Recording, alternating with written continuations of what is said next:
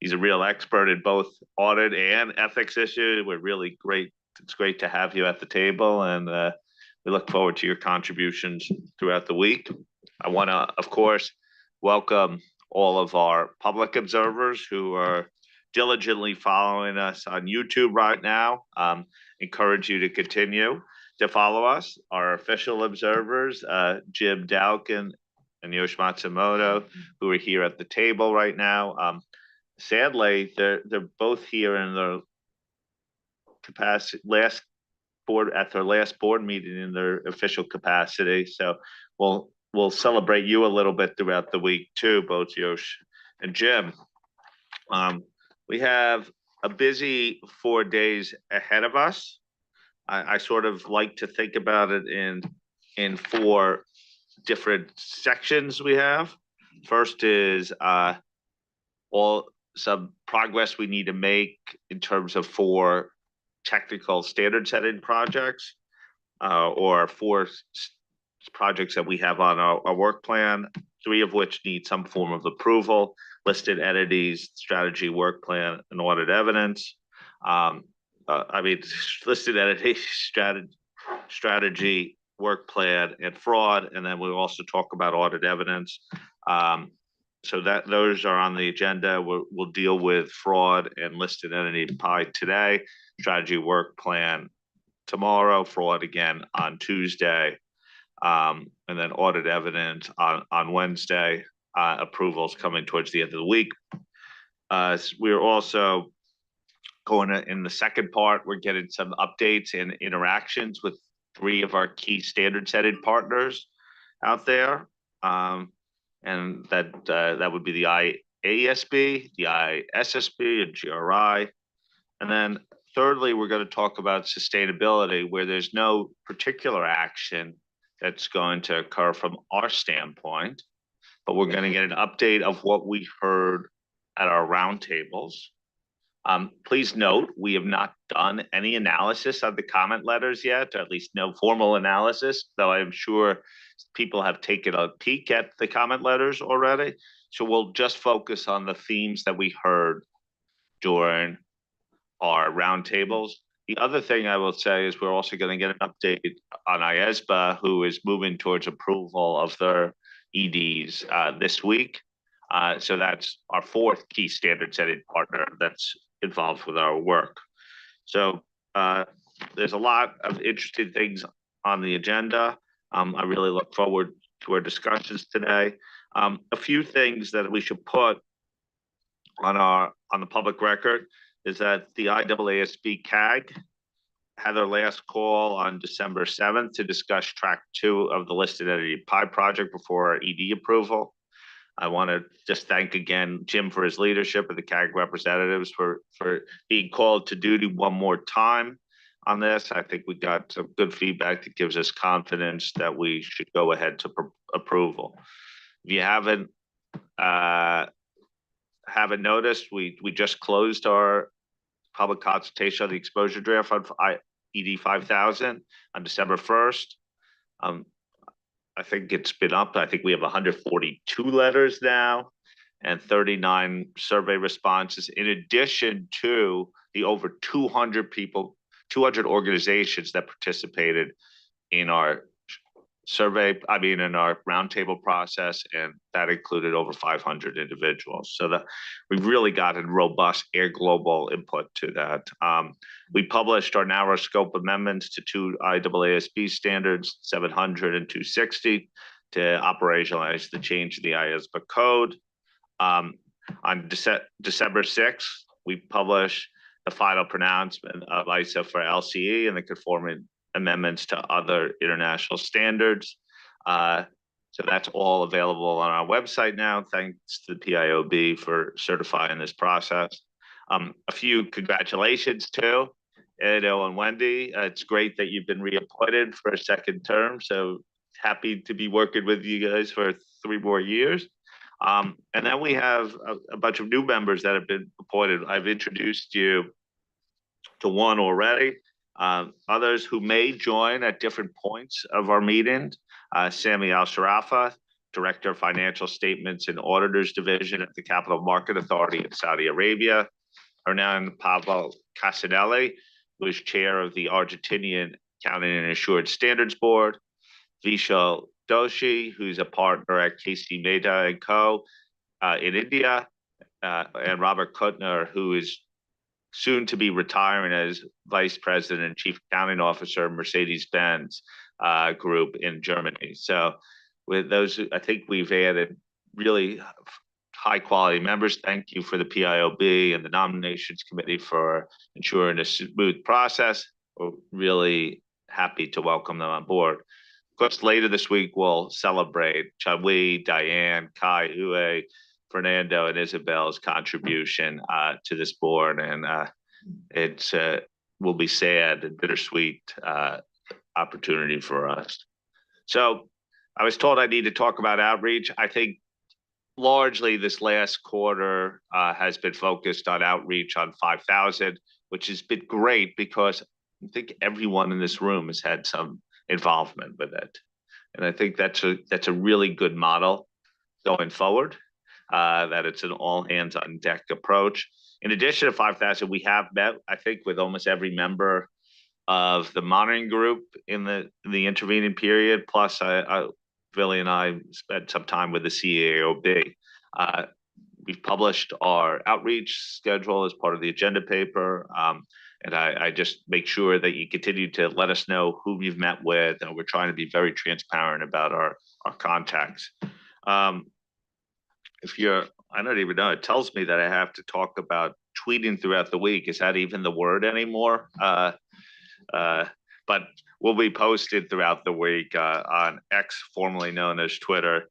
I keep those posts or reposts going. Also, LinkedIn is rapidly becoming our top platform for social interaction. So I think we're really ready to go with our board meeting. Just a reminder, when you're ready to speak, please, and you're called upon, please press the button and turn it off when you're done. So, Julie, are we ready to go? Yes. Great. Okay, let's move on to fraud. I think we were in great shape at the September meeting. The goal is to finalize this for exposure draft, not to redeliberate some of the decisions that we've made now over the last year and a half on this project. So I think, as I always say, at this point, we're towards faithful representation of board decisions through language. Julie, the floor is yours. Thanks, Tom. And I couldn't have said that better myself. So good introduction. We're going to cover this morning up until our lunch break fraud. Similar to how we've worked through the standard in other sessions, we're going to work through it by section. I do have a few starting comments just to cover some of the outreach and other activities, and then we'll jump right into the standard. So if I could have the next slide. Yeah. I can't multitask that well, so Jasper has to change the slides for me. This is our illustrious fraud task force. Myself being the chair, Bill, Josephine, Sachiko, and Diane. We have a great team, and I want to thank all of the team and the staff team that you also see on the slide there for a lot of great work. We've moved the standard along quite significantly in the year and a half, Tom, you referenced, and in the last quarter, we spent time on some very limited but key points that we'll talk about today. The other good news is you won't have to hear solely from me at this meeting. We are going to have others jump in where it makes sense in the various topics as we go through. I also probably want to take this opportunity right now to thank the board members that sent in their comments in advance. It's been really helpful. The task force met yesterday to go through those and start to think about any areas where we might need to make revisions, and it also helped us in our preparations for this meeting. So I do want to thank the board members that sent in their comments in advance. That was really helpful. Next slide. So another good news story is you get to hear from us more than once this week. So this morning we're going to cover, as I said, our more typical session where we walk through the standard by section. We'll gather your feedback, have some discussion. So that's today. Tomorrow, we don't know yet what we'll bring back for targeted issues tomorrow, but we have some ideas what those might be already. But we do have a very short session tomorrow, and it looks like we may utilize that for one or two topics when we get to that point. And then on Wednesday, we will endeavor to get you the updated exposure draft of the proposed ISA 240 by the end of the day there, 4:30 time. So you have some good reading material for Wednesday night. And then on Thursday, we're going to have the vote for the approval of the ED. Next slide. So Tom mentioned outreach. There's definitely been outreach in this last quarter since September on fraud. I participated in the CPAB symposium that was specific to fraud. It was called the Evolving Fraud Landscape, and there was a number of participants at that session: auditors, board members, audit committee chairs, regulators. I'm probably missing some folks, but that was a really good session, and the topic was specific to fraud. So we heard some good feedback. We also heard some complimentary comments on our proposal and the things that we were moving forward. So that was nice to hear. We also, as a staff team and myself, participated in the Forum of Firms meeting that had a deep dive session on ISA 240. And we've spoken and had a consultation meeting with the small and medium practice advisory group in the last quarter as well. Not specific to fraud necessarily, but covering fraud was some of the general outreach that yourself, Tom, and Willie, I believe, have done. A number of bodies there where fraud was on the agenda. The Committee of European Auditing Oversight Bodies, International Auditing Standards and Inspection Subgroups. It's quite a name. IAASB's Committee 1, Basel Committee, and of course the PIOB and the Monitor Group. So that's all happened in the last quarter. Next slide, please. We also have continued to coordinate with various task forces or consultation groups or experts as a result of this project. Probably the most significant coordination and consultation this quarter was with the Audit Evidence Task Force. As you'll remember, we had, and you'll see it in the issues paper, we had some discussions with them on the authenticity piece that we brought into our standard and how that connects back to their exposure draft and the way they're thinking about authenticity. Is probably also, Tom, an opportunity for me just to raise a point that's come up in some of the comments about how these projects all interact, because there's also an interaction with the fraud project and the PI Track 2 project. In particular, the fact that you'll remember in our proposals for ISA 240, we do have a listed entity differential requirement now as it pertains to reporting CAM, fraud-related matters. And the fact that when the PI Track 2 project would go out for exposure, because that project is linked to the extant ISA 240, which doesn't have that requirement in it, we needed to think about how do we coordinate this to ensure that our constituents have an ability to comment on that change. And so what we are proposing to do is that in our explanatory memo, which we have the opportunity to still write and add to, that we would explain the interaction between our project, what we've added as a differential requirement in the reporting section, as well as how that interacts with the listed entity and PI Track 2 project. We can ask a question in our explanatory memo explaining what that implication would be. And then I think the PI exposure draft could also explain the impact between not only the fraud interaction, but there is also an interaction with respect to the going concern project, which is also ongoing. And then, of course, whatever we get back on that exposure, we can deal with. If it's okay with you, Tom, I might just ask if Sue has any comments to add to that. Thanks, Julie. And I really just wanted to highlight that what Julie's explaining responds to a number of the offline comments that we had in relation to the PI Track 2, as well as obviously what came through.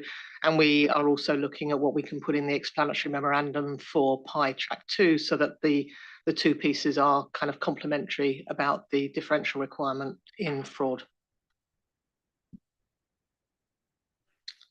Thank you. Next slide.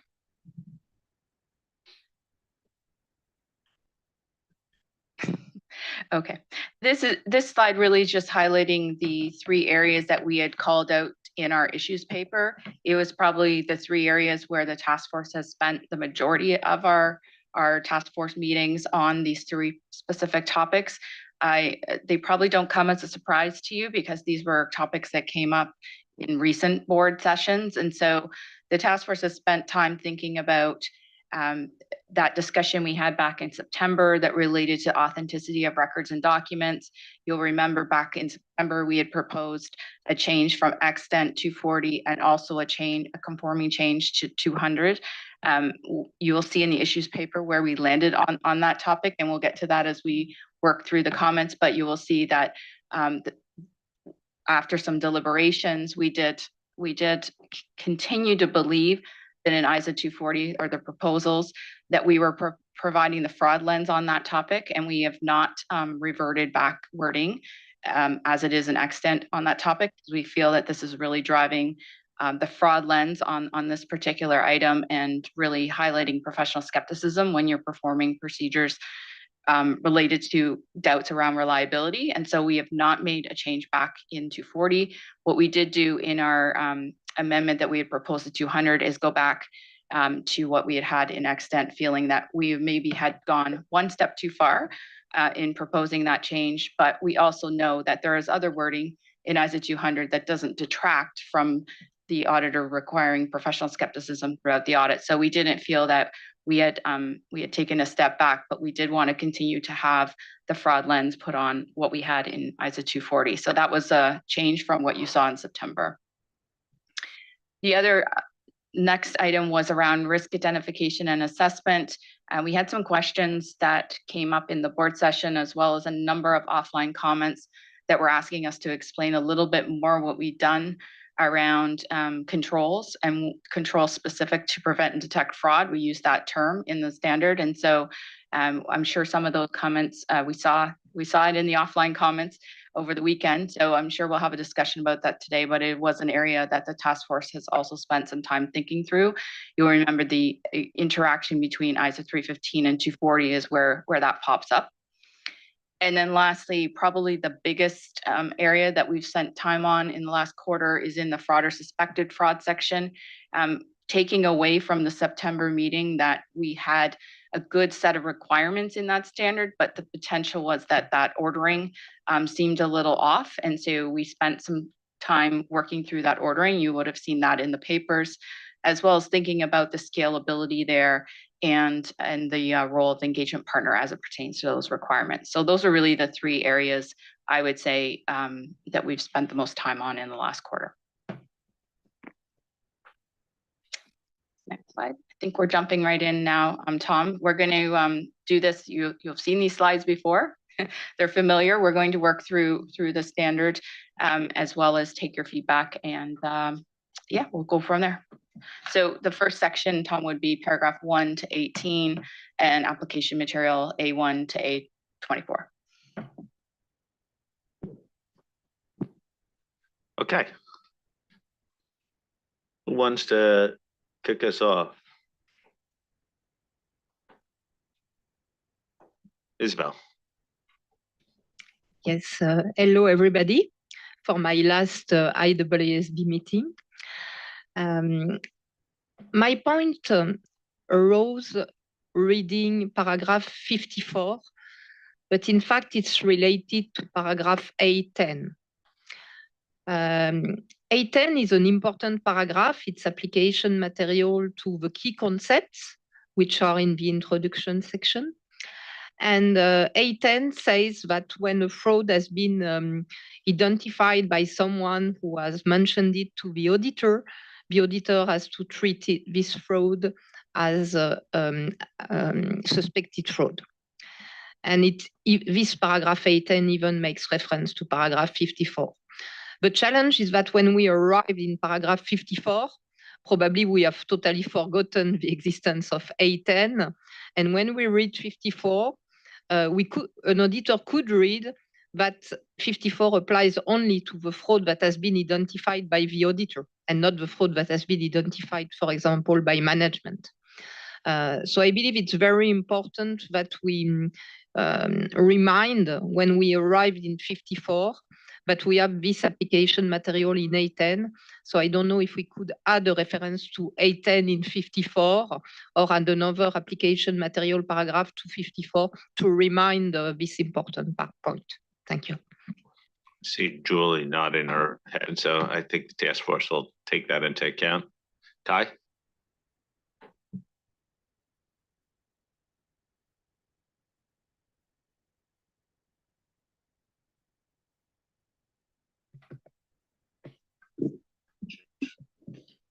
Thanks. Yeah.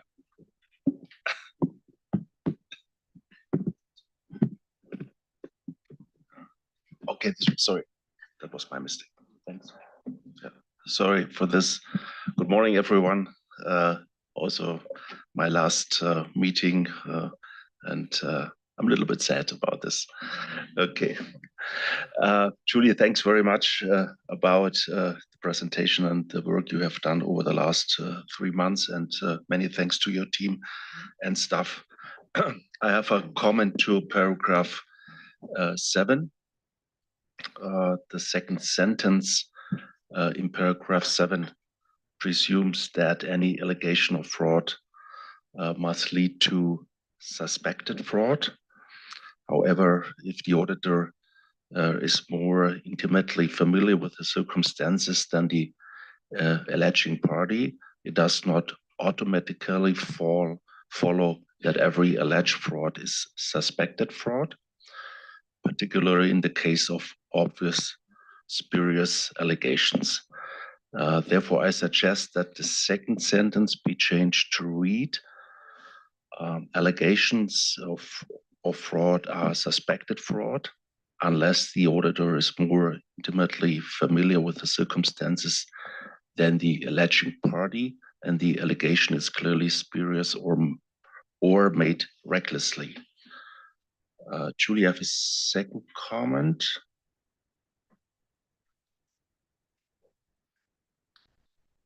To paragraph 14.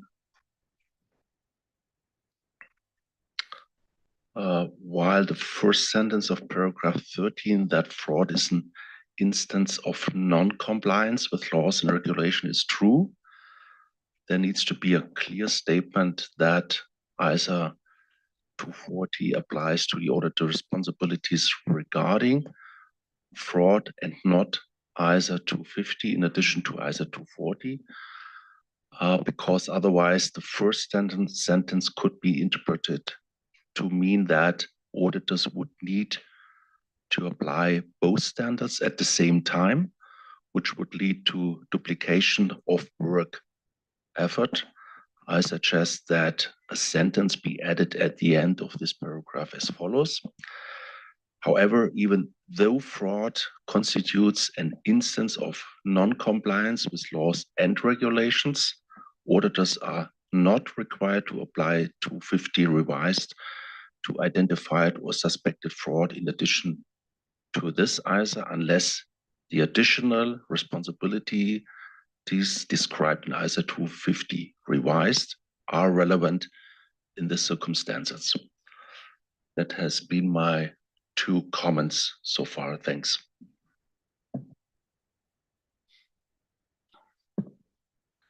So does anyone have a comment related to Kai's first point? Because I think that was quite a major suggestion. Did anyone have a similar point of view? I personally would say that's a pretty big change to the standard. And I just wanted to make sure that we stop on some big, the non-draft and fundamental issues. Julie, do you have a reaction to that? I agree that that would be a change in direction from where we originally, I mean, we know there are varying degrees to which suspected fraud or allegations will become suspected fraud, but we also try to keep it simple and say this goes into your hopper, the auditor needs to deal with it, but we didn't try to bifurcate a particular subset of that allegation. Or is the board okay with the current task force position on that? And then the other point, I think it was trapped in. Kai's second point. Yeah, and I think we talked about this, because Kai, thank you for your comments in advance. I think you proposed a solution. I think we might have a different one, but we understand that the reading of that paragraph could imply duplication, and I think we've got a way to address that comment. Okay, I just wanted to make sure that we stop at each substantive issue here. Okay, next is Wendy.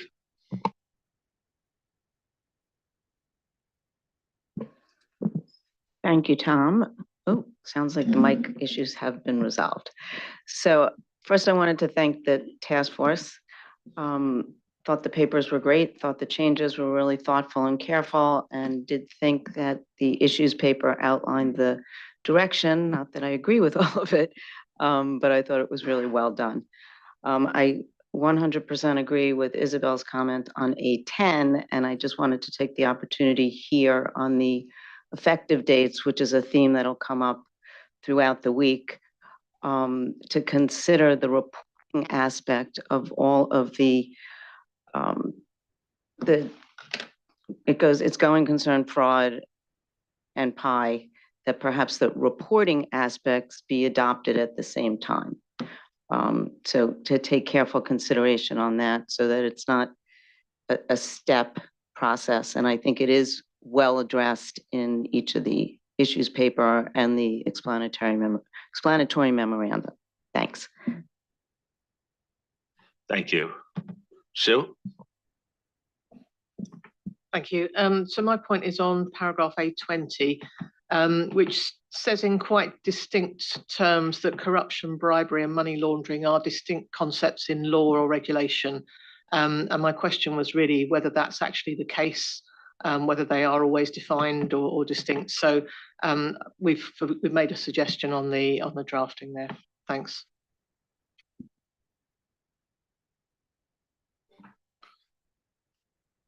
Okay, shall we?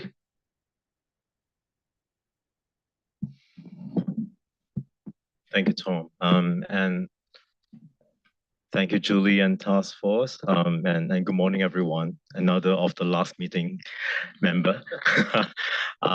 So I have a few comments just on the application material part for this section.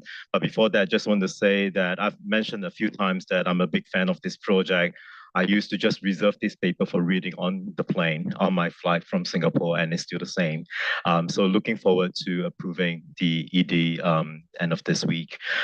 So very supportive of a lot of things that's been done. As Wendy said, I think the task force has been really thoughtful about approaching all the comments that's been given. And we did receive quite a bit of comments through the outreach, but we tried to filter through and just put in some of what we think are still quite critical. So for this section, maybe I'll just raise 2 points on A9. This is about the ATT. And in the outreach, I think there was a little bit of a nervousness that we are saying using automated tool is always superior and you should always use automated tool. So there's a little bit of a nervousness, and maybe it's because of the wording, because we say in such circumstances, the use of technology may be beneficial. So just a little bit of a proposed editorial suggestion in some circumstances instead of in such circumstances. So just for the task force to consider. A couple other editorial comments on A11 and A12 I've sent through. I won't mention them now. But the last bit I want to mention for this section is on A13 B. And this was actually one of the old points. But just looking at ISQM 1, the linkage, and talking about resources, and I think a similar point I've raised in the requirement as well, which is that when we're talking about resources, in our conversation around ISQM 1, I think the sufficient time is a very important concept. And I think in relation to fraud, especially, apart from having the right people in place, you need to give them sufficient time. So I'm really quite keen that we draw that out in this part 813B. I know there are other places, for example, 806, etc., other sufficient time concept, but I think that would be important to flag over here as well. That's all. Thanks. Thank you, Greg. Thank you, Tom. Good morning, everyone. Thank you, task force and staff. I think we're getting close here. And I also reinforce what Chun Wei just said about looking forward to approving this this week and getting it out there and getting some reaction to it. I just had a comment, just stepping back and looking at A7 to A10 as a package. 3 of the 4 paragraphs talk about the audit procedures. So in other words, the auditor identifying the fraud. A10 talks more about the whistleblower sort of angle, whether they advise the auditor or the entity. It's someone from outside, I guess, generally blowing the whistle. And I just wondered if there's enough emphasis in here on management controls, which I think is probably the more common way a fraud is actually found. At the moment, the impression given by these as a package is that the auditor finds most of the fraud through the procedures in the audit, and I'm not sure that's the case. So maybe just a bit more emphasis on management identifying this through internal controls. But yeah, up to the task forces really as to how you take that forward. I know this, we're well down the track with this, but it just felt like the balance was wrong for me. Okay, Ada? Yes, thank you, Tom. Thank you, Julie, for the introduction. And yeah, I'm struck by a number of the comments. I wasn't going to raise this initially, but Isabel started it and others bounded onto it. For the last 2 meetings, I've made the point that the auditor isn't the one that predominantly finds the fraud. And as a result, I had problems with the auditor identifies fraud. And I've made a suggestion before to use a different construct, something along the lines of becomes aware of. And it didn't offend me as much this time when I read it, but when I listen to the comments across the room, I'm still wondering whether that should be a consideration, where we could bring Greg's comments in, where Isabel's comments are also addressed. Thank you.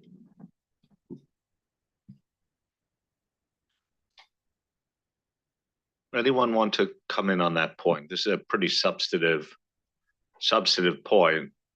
My personal view is that it would, not casting judgment, would fundamentally sort of change the tone of what we're saying. So I want to make sure that people are aware of what's being said here. I always thought this was in the context of the work an auditor's doing, identifies. Josephine, you have your tentum? Well, my setup was something else, but I would agree that's exactly what we're doing. I mean, it's the auditor's identification is through the work they do, and that's the only way they're going to identify it. It's not going to come to them. So any other way. So I thought we'd pinned that down quite a few meetings ago as well. So that's why I'm slightly concerned that, and what would that mean? What would we need to change? How would we change it? So that's quite a big ask at this point. And when I thought we'd kind of moved on and we've built the standard around that concept that the auditor is identifying this through their work. They're not physically going out to look for it. It's coming to them. Thank you. Okay. Any other views on this topic? Ada? So I'm just, Josephine, sorry, just what do you mean with the auditor is not physically going out to look for them? Well, I think the auditor is doing audit procedures to do exactly that. Exactly the point, though. But then I don't understand what the problem is with the auditors, the words the auditors identifying. They can only do that through their work. So I don't know what it is that you're asking of us in terms of, I don't understand how else we could articulate that. That's all. So my suggestion becomes aware of, there are instances that somebody, particularly when there's not a whistleblower program in place, directly contact the auditor. And that's not part of the procedures in a theoretical sense at the moment. And I know that's getting rather minute on the whole thing. And I was, if we can solve it properly through application material, yada yada, that's okay. As I said, I'm less offended by it this time around than the previous 2 times. But I recognize the point that some of the other board members made as well. So you're looking for something in the application material that says that the auditor may become aware of something directly through not their work on the entity in the application material. I think, Tom, probably this is one that we just have offline because it is quite granular in terms of changes to the application material.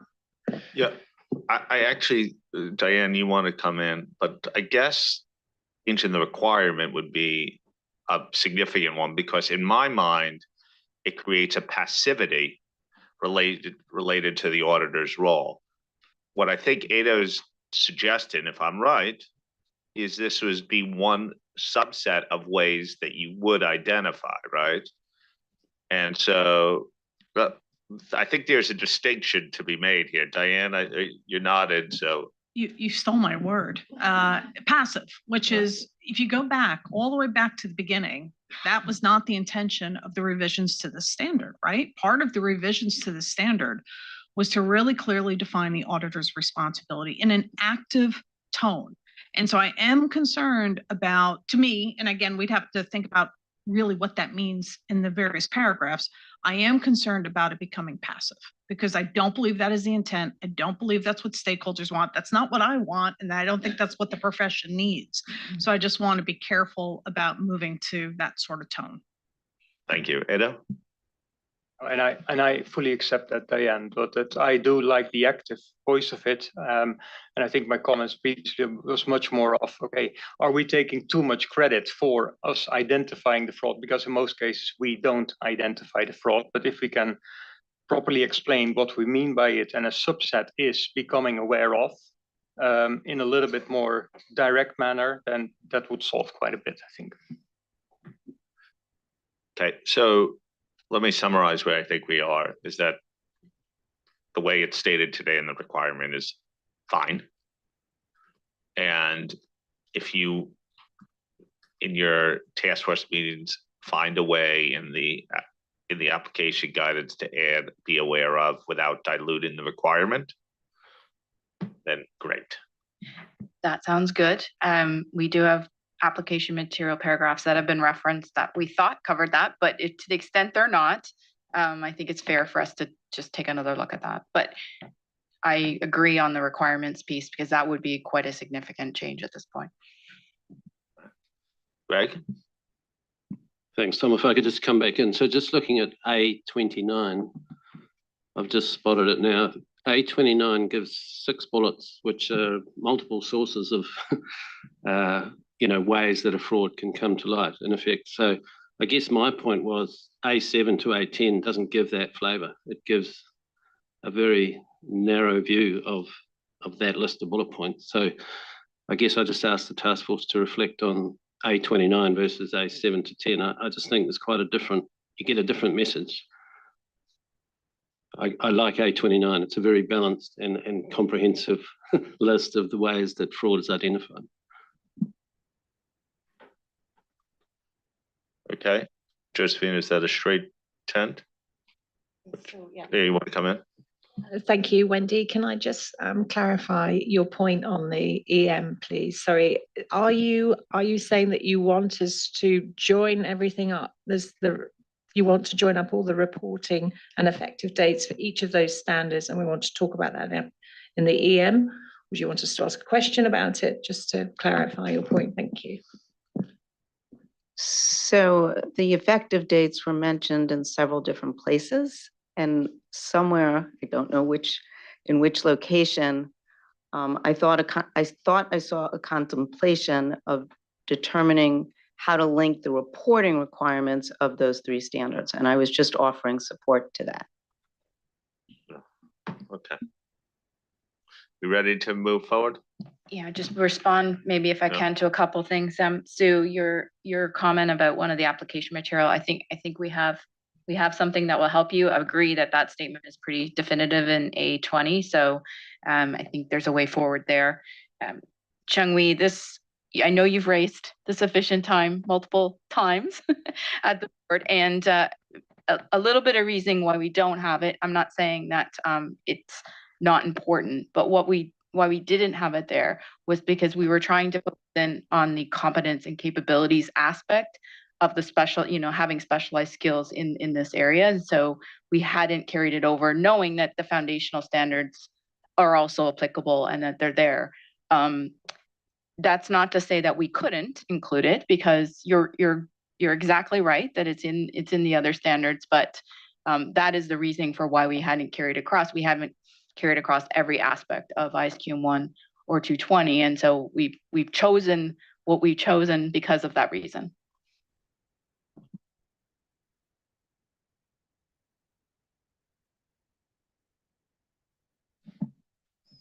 Thank you for clarifying, Julie. And I, I was one of those who raised the point in the earlier meeting about not carrying forward every single piece of things from the source standard, and I absolutely agree with that.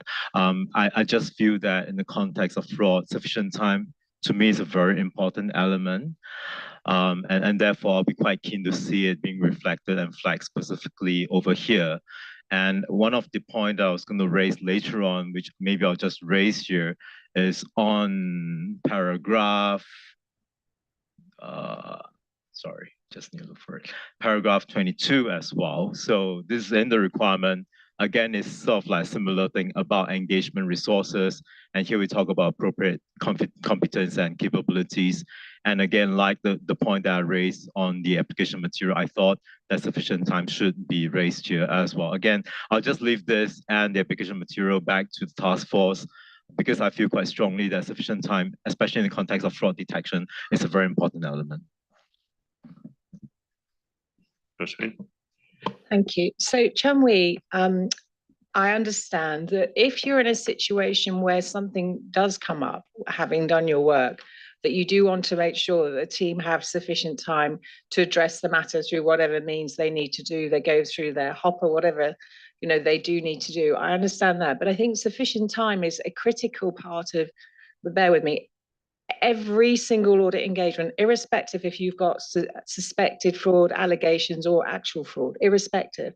So I think potentially it's not in the requirements, because it's not saying anything different. We want to see that in all cases, but maybe it's something that, and I haven't talked to the task force about this, but maybe something that you could think about asking for is, when you're now in that hopper because something's cropped up, that's the point where you, in the material, you think you have to have another look at your team. Not a requirement, but something in there that you have to think about. Do I now have actually a big issue, and therefore I need to slow things up? I need to make sure I've got the right people on board. And we have some of that already, but the time piece is critical there too. You've got to make sure people aren't rushed, that they're not under pressure from management, that they're working through it in the speed they need to work through it. And maybe that's what you're really thinking about, rather than, in all situations, rather than repeat it. Thanks a lot, Josephine. And I think absolutely, when something comes to the attention, then all this work that needs to be done, and you need to do it in sufficient time. I'm actually thinking even before that. And I know that this is a concept. And I remember when we talk about ISQM 1, this was to me, maybe just something that stuck with me.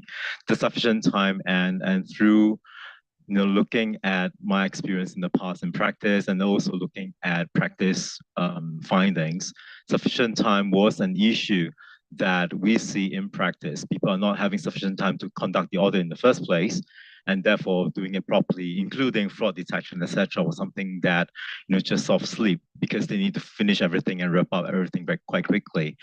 And therefore, I thought it's more fundamental and quite elementary. And again, I know it's in 220, it's in ISQM 1 already, but I just feel that from a fraud lens perspective, this is one element on top of competence and capability that I thought it would be important to flag. So I mean, I've said this enough time. As Julie mentioned, I've raised this in multiple meetings. So I just want to put it out there one more time for the task force to consider. And I'll be really keen that we think about this seriously about how we can make this more prominent if possible.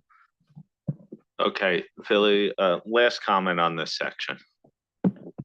Yeah, Tom, I just wanted to maybe go back to a point that Greg raised about paragraph 829.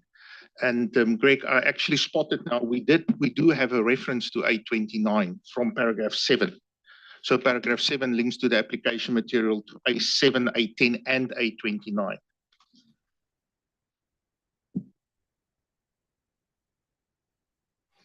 Okay. I think we need to move on. And I want us to really be focusing on what are the key matters that would cause you concern about publishing this as an exposure draft right now. Okay, Julie. Thank you. So we're going to move on to this next set of requirements and application material, touching on professional skepticism, engagement resources, engagement performance, and the ongoing nature of communications with management and those charged with governance. So we're looking for paragraphs 19 through 25, and then paragraphs A25 to A43. So.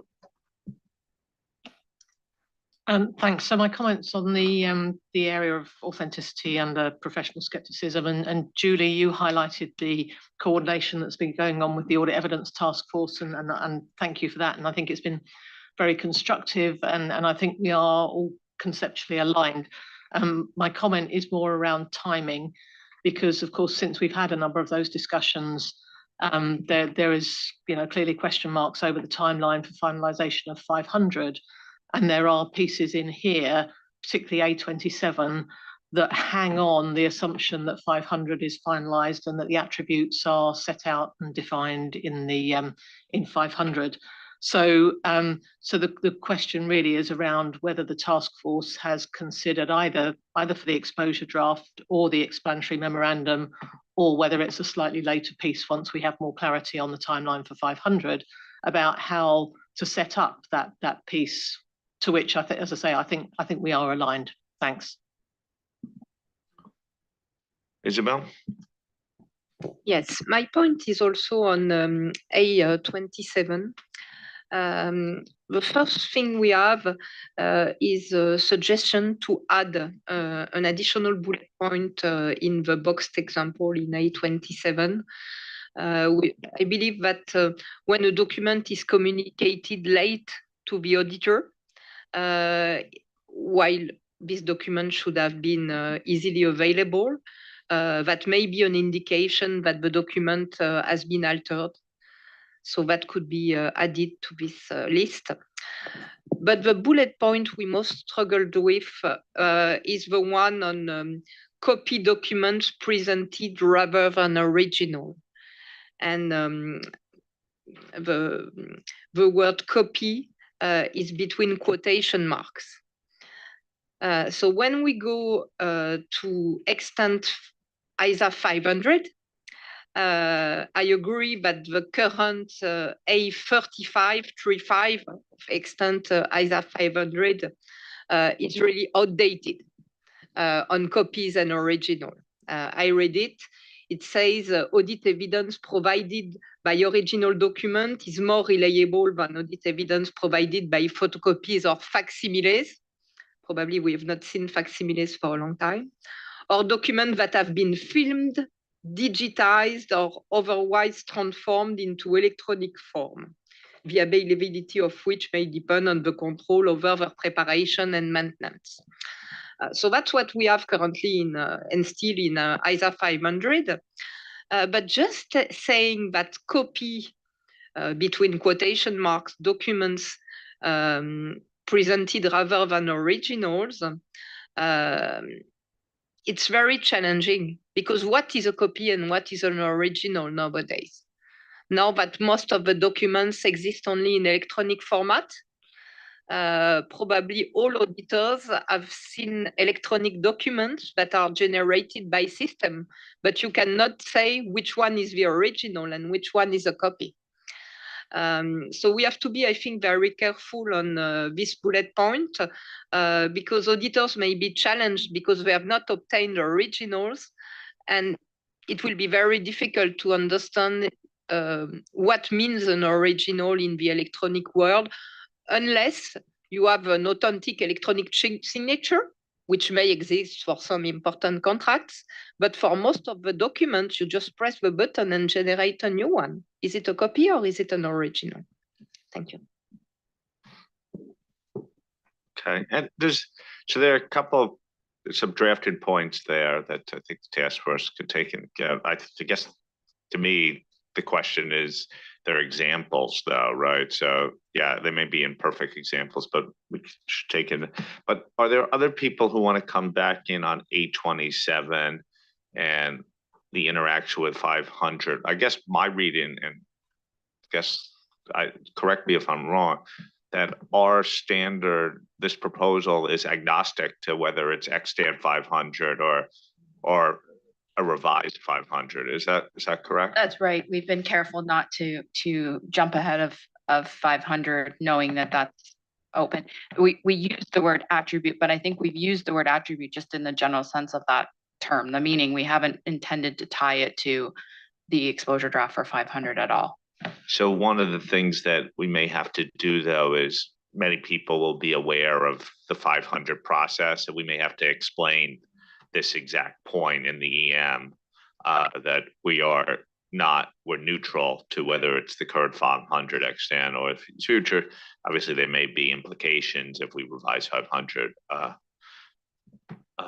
Okay. Next is Edo. Yes, thank you, Tom.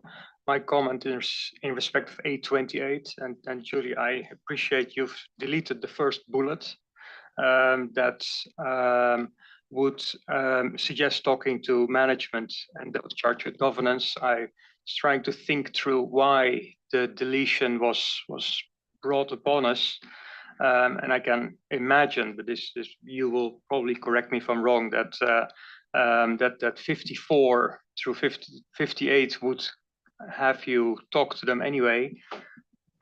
But I do think there's a step change. If you have questions about a document, you would talk to somebody in management, maybe not always to those in charge of governance.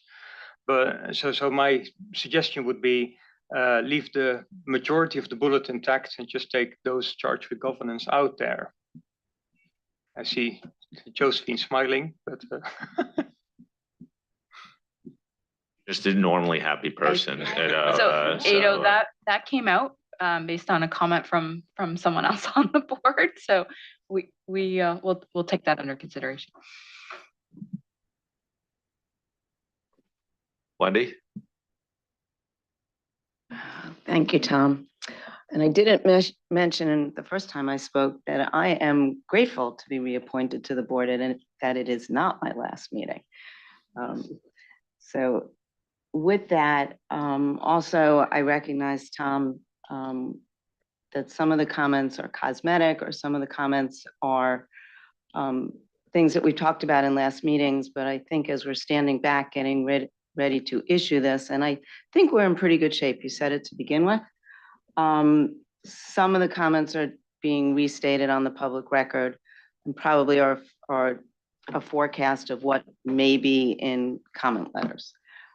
So with that, I'm going to go back to 19, and words matter, and we have a lot of debate offline. We spend a lot of time on what's in these paragraphs and what isn't, and I fall on the side of extant for 18 and wanting to bring to the auditor's attention that your prior knowledge doesn't help you, meaning each time from a professional skepticism perspective, you need to be in a new place and consider the potential for fraud. So I think without the words in extant referencing that you shouldn't rely on your prior knowledge, it might appear that you can. So, and that's just two ways of looking at the same thing, where I think we've talked about, we don't want to put it in there because we don't want people to think about that perhaps the past matters. That's 19. And I have some cosmetics on 20 that I already sent in with respect to authenticity, and unless the auditor has reason to believe to the contrary, the auditor may accept records and documents as genuine I think it's important to retain that concept. And I think we have this comment throughout about changing identified to be clear that it is things that come to the auditor's attention, which tie back into the earlier conversation about not everything is just what you do in the standard. Things may come to your attention from the outside in different ways. That's it. Thanks.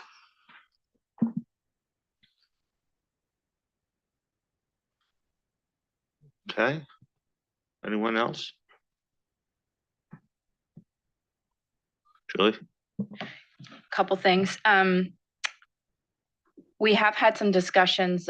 Billy's also participated in these discussions about A27.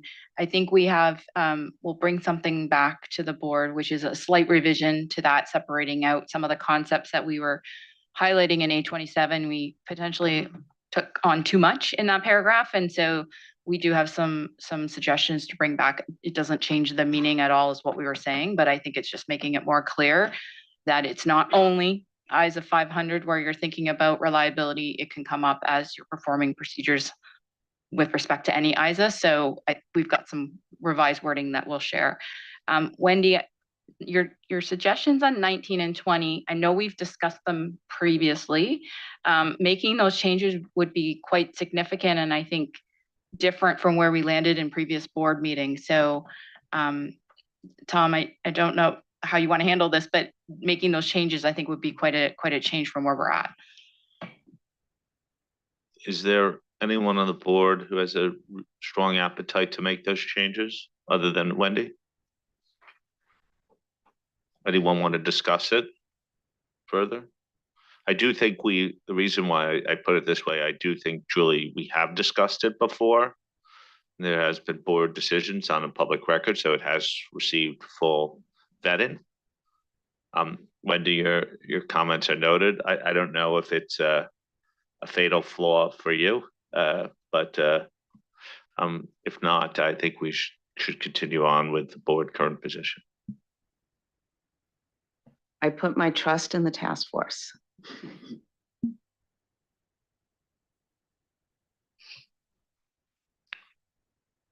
Okay, we love to trust the task force, but we will make our own, we'll apply professional skepticism with that trust, though.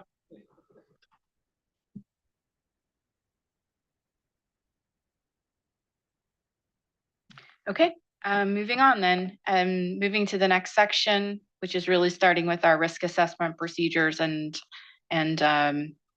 well, we don't get through the entire next section in this slide, but we'll work through it. So paragraphs 26 to 33 in the requirements and A44 to A67 in the application material.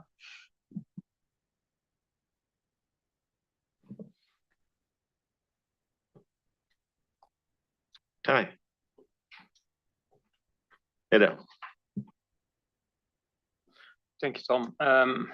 Yeah, I'm overall comfortable with this section. There was just in the application material in A76, in the context of accounting estimates with high estimation uncertainty and or where an acceptable accounting treatment has not yet been established. And I was just trying to go through my mind. So what happens when an acceptable accounting treatment has not yet been established?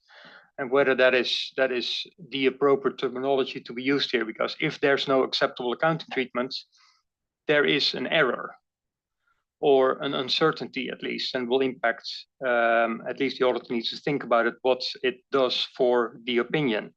And I thought that the task force may have wanted to use where an established accounting treatment is not, sure what the word would be, but more focused on the established practice, whether it's in line with that rather than there being an acceptable accounting treatment. Thank you. Greg? Thanks, Tom. Mine was just on paragraph 32, the evaluation of fraud risk factors and whether or not we should be clear about whether it's on a gross or net basis, taking into account controls, considering controls or not. I think elsewhere through the document, it suggests that it's more inherent risk, so it would be before controls, but yet you think about opportunity as a fraud, one of the three avenues for fraud risk factors, and that is really when controls are deficient. So I was a bit confused as to what we're directing. I think the application material doesn't really get to it either, but just for the task force to ponder maybe.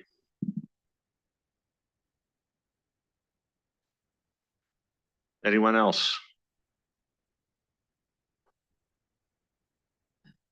Julie? Thank you. Ado, I think that seems like a reasonable change. I'll put that in the no biggie, no big deal column to make that edit that you suggested. Greg, we did see you had submitted that as a comment in advance. I believe we cover that in A23, which explains the how you think about fraud risk factors. So to the extent that reference would help, I think that's what we would propose to do as opposed to new material at this point. So. Okay. Should we progress? Moving on, still in this section, but paragraphs 34 to 42 and A68 to A114.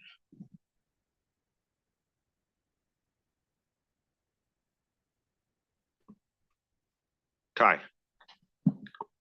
Thanks, Tom. I have a comment in relation to paragraph 38 and 39.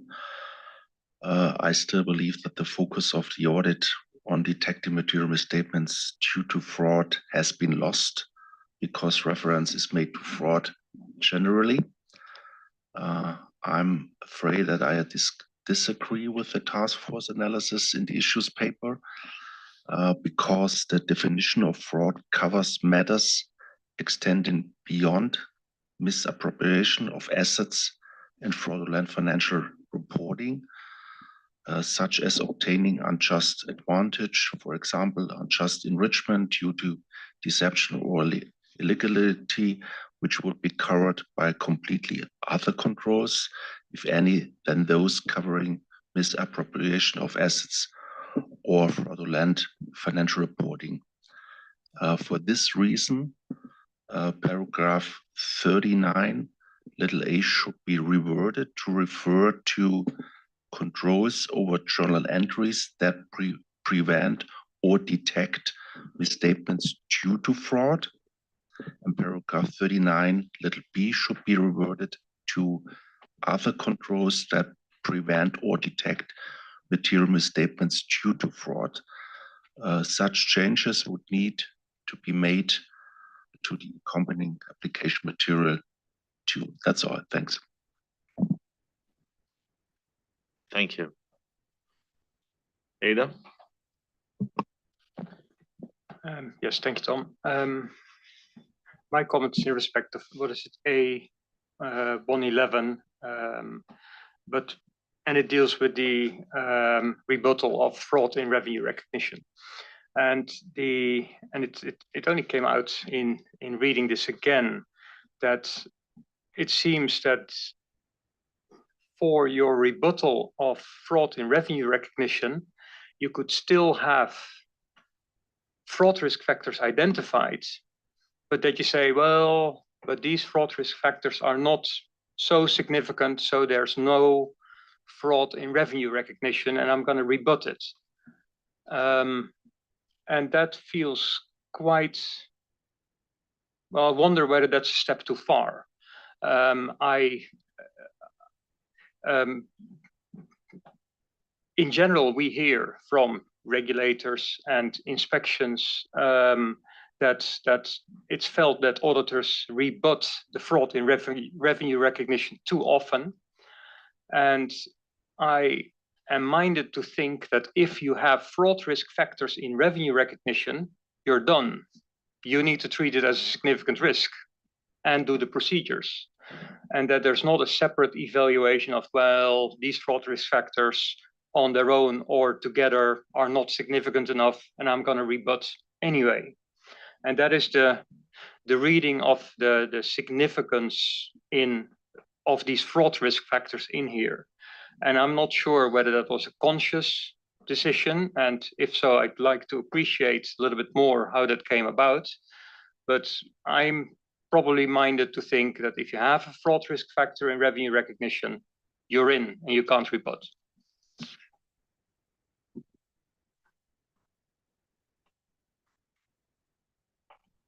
Okay. Any other comments on this section? Julie, would you like to respond with some context? Yeah, so on the first point that Kaiva, you've made, that was quite a lengthy discussion we had at the task force last night.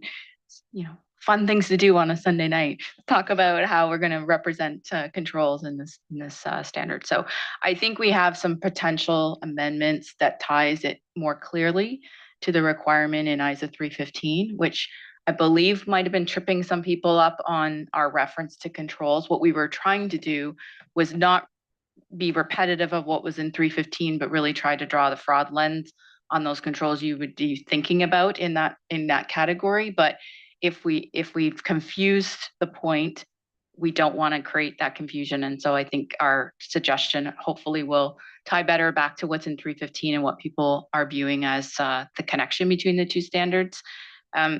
Ado, what we had in 111 was an ordinarily. I don't think we were trying to backtrack on the fact that the presumption wouldn't be. Sorry, I'll say it the other way around. We were not trying to backtrack that people would rebut more frequently by adding those words. But if that's the way you're reading it, we probably just need to take another look at those paragraphs and make sure we haven't given that impression, because that's not what we were trying to do. We do recognize the fact that there could be circumstances where the rebuttal is possible, and we need to provide for that option, but we weren't trying to create a different hurdle than what we had before.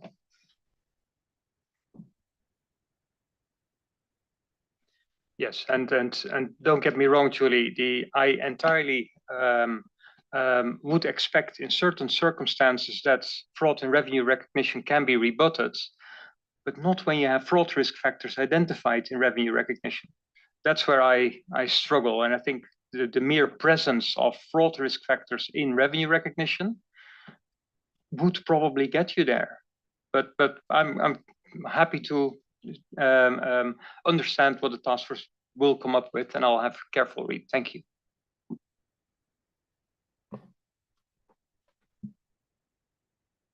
I'm good. We'll look at it.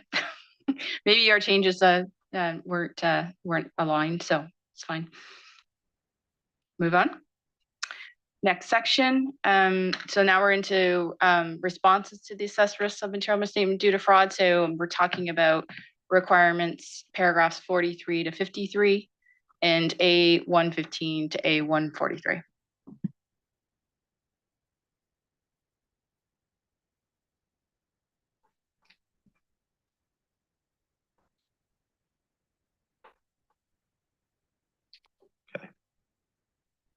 Ado? Yes, thank you, Tom. So this is a comment in respect of 51 and 52 together, I guess. The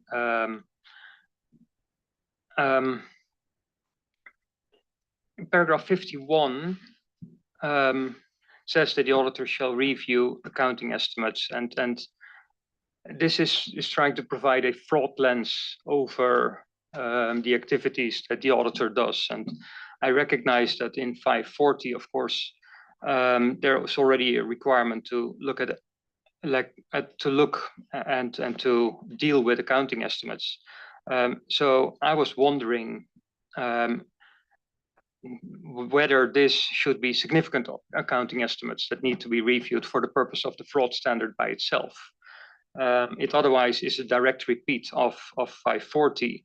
And also thinking about why would you review those accounting estimates?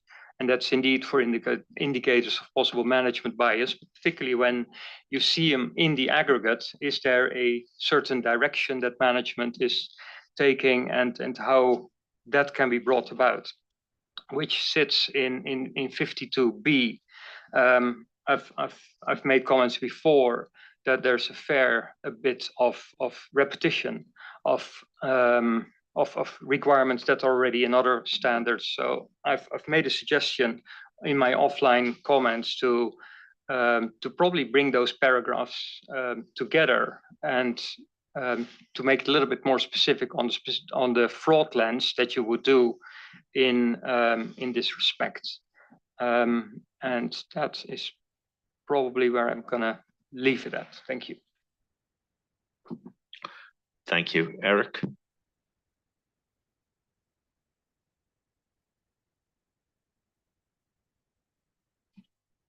Thanks very much, Tom. And as this is my first time speaking today, I just want to thank the task force and the team for being so responsive to all the comments that came up at the last meeting.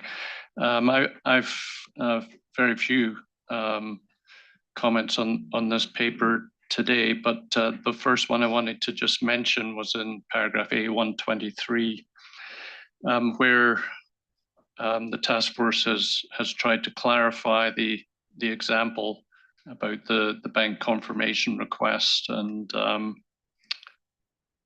so forth. Just found that a very, very complex explanation of the example, and wonder if it could be simplified to make the same comment. So I provided a suggestion offline for that. Thank you. Okay, thank you. Sue? Thank you. My comment was on A143. There's a bullet that's been struck out, which is talking about unusual activities or no logical business rationale as being potential indicators of fraudulent financial reporting. And I just questioned why that had gone, because I felt it was something that is relevant, and it is something that you see in various reported frauds. I accept that the example at the end isn't maybe the most helpful, but the reference to business rationale for transactions I felt was valuable. Thanks. Ada, did you want to come back in? Anyone else? Well, I'm happy to share that because we had the privilege of seeing some of the offline comments, we've had some considerations around these, and I think that Sue and Eric, the suggestions you made around the examples and some of the wording, we can deal with those. And Ada, we did see your comment on 51, 52. I think we were trying to separate something that potentially didn't need to be separated out, and so our suggestion that we can bring back to you, I think addresses your concern. It doesn't change the requirements at all, but it makes it flow in a more logical order than what we have currently in 51 and 52.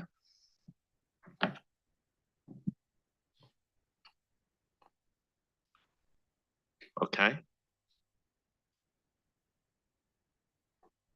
Anyone else on this section? Okay, I think we probably have time for one more bit, and then we'll take a break.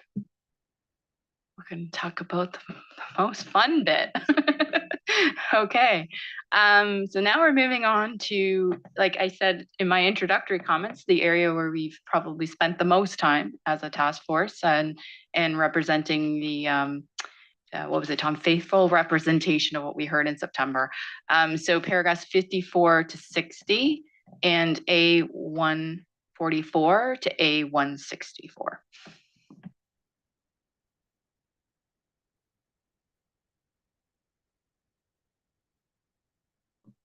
Kai. Thanks. I have a brief comment to A150. I do not see the requirement in 54 little a requiring an explanation of the process. The way is this present tense sentence is written, it is imposing a requirement for an explanation of the process beyond the requirement in 54 little a. The requirement to evaluate the process is in 54 little b. The word may therefore needs to be inserted in between the words auditor and request. That's all, thanks. Okay, Sue?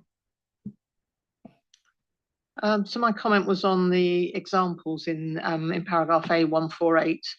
And I think there's some helpful material there that kind of brings flavour to what the requirements things are. But the observation was that I think what we're missing in there is the inquiries of management and those charged with governance about the fraud, not just about the examples we're talking about some communication elements. So we've made a suggestion there to make it a more complete illustration of 54 rather than just focusing on the narrow aspect. Thanks.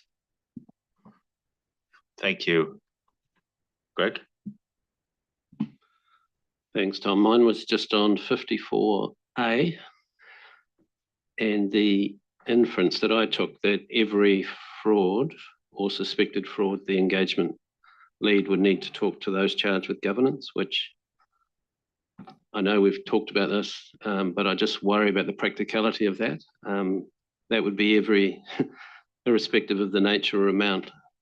That seems an overkill. So I just wonder if there's a way of softening, particularly the governance, those charged with governance part of that, not so much management. Obviously, you know, the engagement lead has to have a sufficient understanding, but that just felt like a bridge too far for me.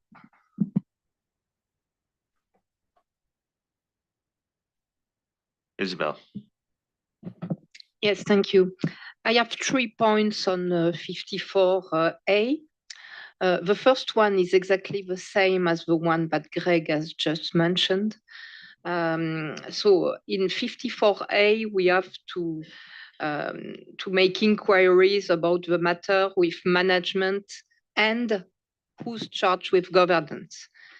And if we go to my beloved CUSP, complexity, understandability, scalability, proportionality document, paragraph 5.1.7, it says that in a sentence, and mean both A as well as B. So it means that in all instances in 54A, we have to make inquiries to management and always who's charged with governance. But the challenge we have here, as Greg has highlighted it, is that there's no materiality threshold in 54A. And the feedback we had from some practitioners that are performing audits, and the example they gave is in the retail industry. So it can happen that when you do an inventory count, you realize that there's an immaterial differences because there have been some misappropriation of assets. And they believe that in this situation, when it's not material, it's not something that is needed to be discussed with who's charged with governance. So maybe we should have a kind of materiality filter, or at least not go to governance every time. My second point is also linked to that, is that it's very difficult to understand how 54A interacts with 60 and 67. Because in paragraph 60 and 67, you have to communicate to management and who's charged with governance about the fraud.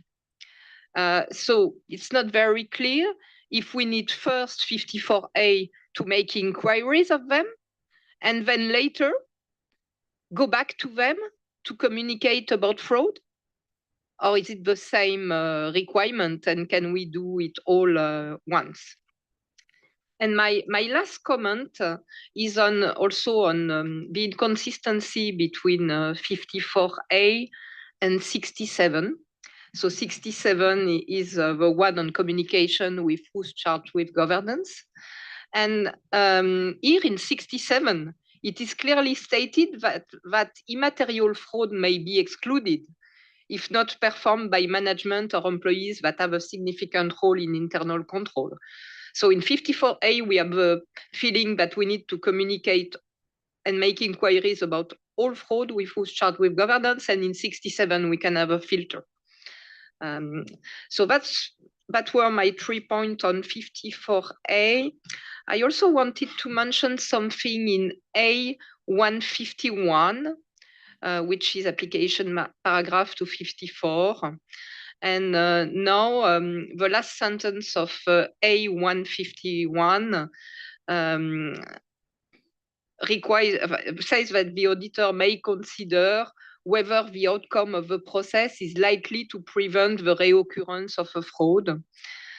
So it's a request for the auditor to assess the future, which may be quite difficult. It's a kind of a guess that is expected from the auditor, even if it's not a requirement, it's in application material. But do we really need that one? It was added between the last meeting and this one. And is it bringing a lot of value if we ask the auditor to guess? Thank you. Okay, we've gotten a lot on 54. Who else wants to come on 54 with the TED Talk? Wendy?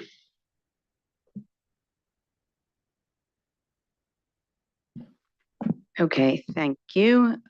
As we know, there has been a lot of discussion on 54, and I did like a lot of the changes that were made, but I still have a few comments, presuming we are staying with 220, paragraph 9, the second part of paragraph 9, which is about that it is deliberate that the partner that the partner is responsible for these procedures. And I'm looking right at Josephine because she told me to go back to 220 a few times, which I did, recognizing there was a lot of confusion and we spent a ton of time on this. So I still believe the construct should be that the engagement partner takes responsibility, but I understand that we've had that discussion. So I'm going to stay focused on the way that it is for the engagement partner.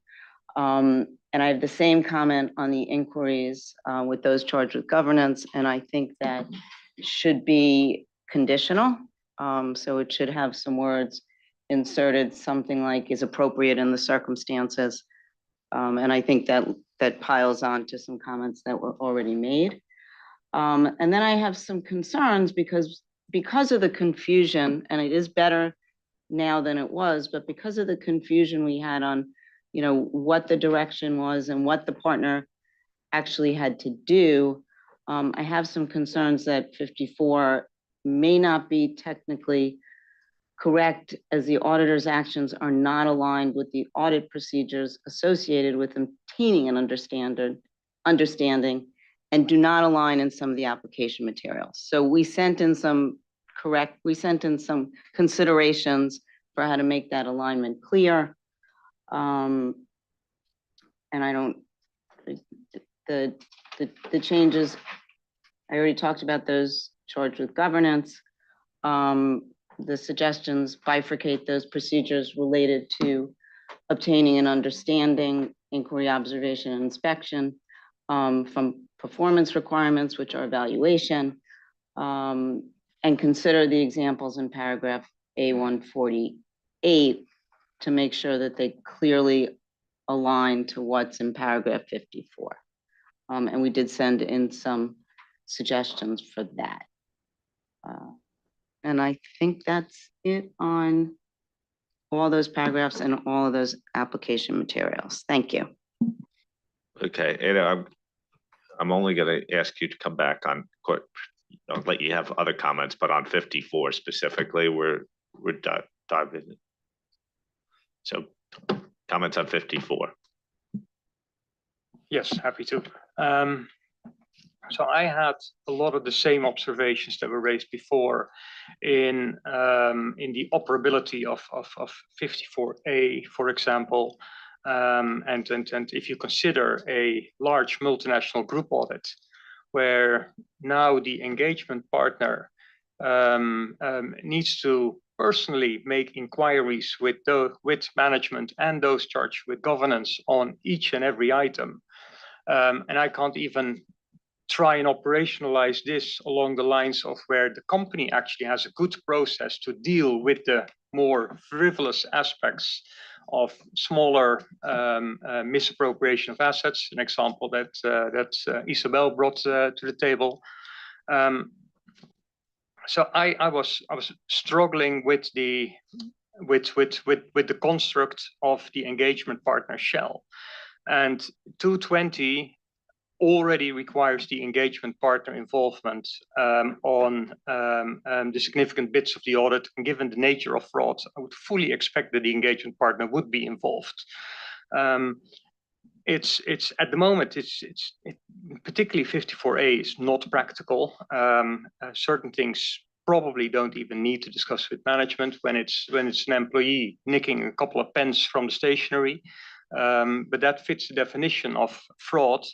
And I still am in the camp that in the construct of 54, the engagement partner shall take responsibility for is a much more operable and a sufficiently robust part of fraud and suspected fraud. I am entirely on board with the engagement partner shall in 55 and beyond, because that will get, because you can only do that when he has understood the matter. I also think in this context, A146 undermines what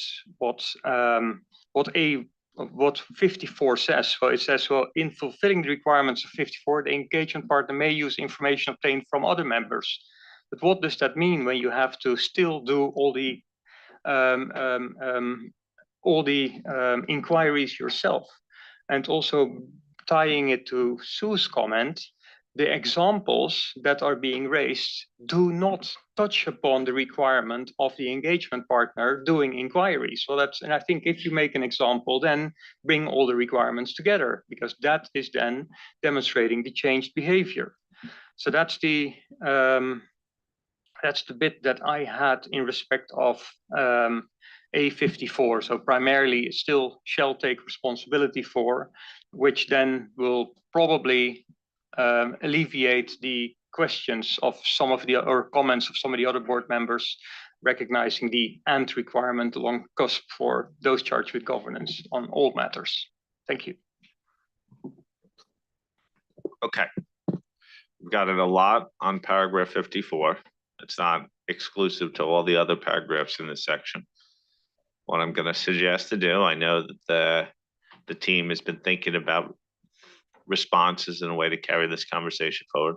We break right now. I love cliffhangers anyway. We'll return at 11 and we'll discuss the solution of 54 and any other topics in these paragraphs. Okay, let's go to break.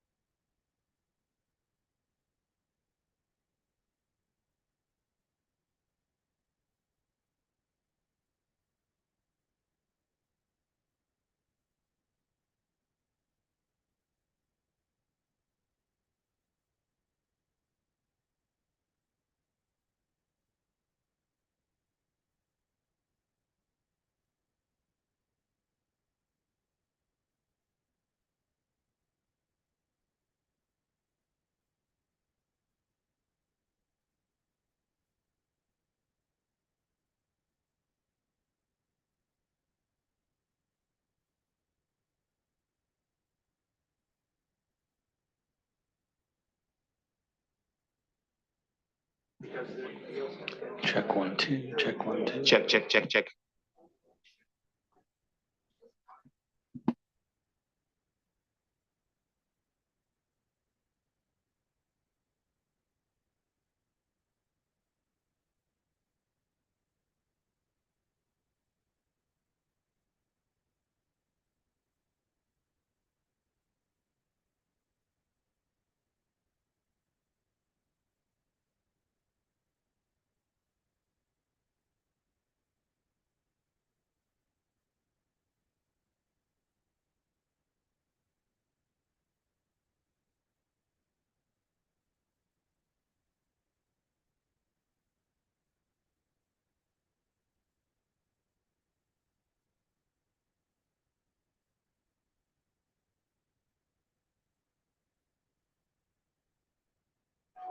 Check 1, 2.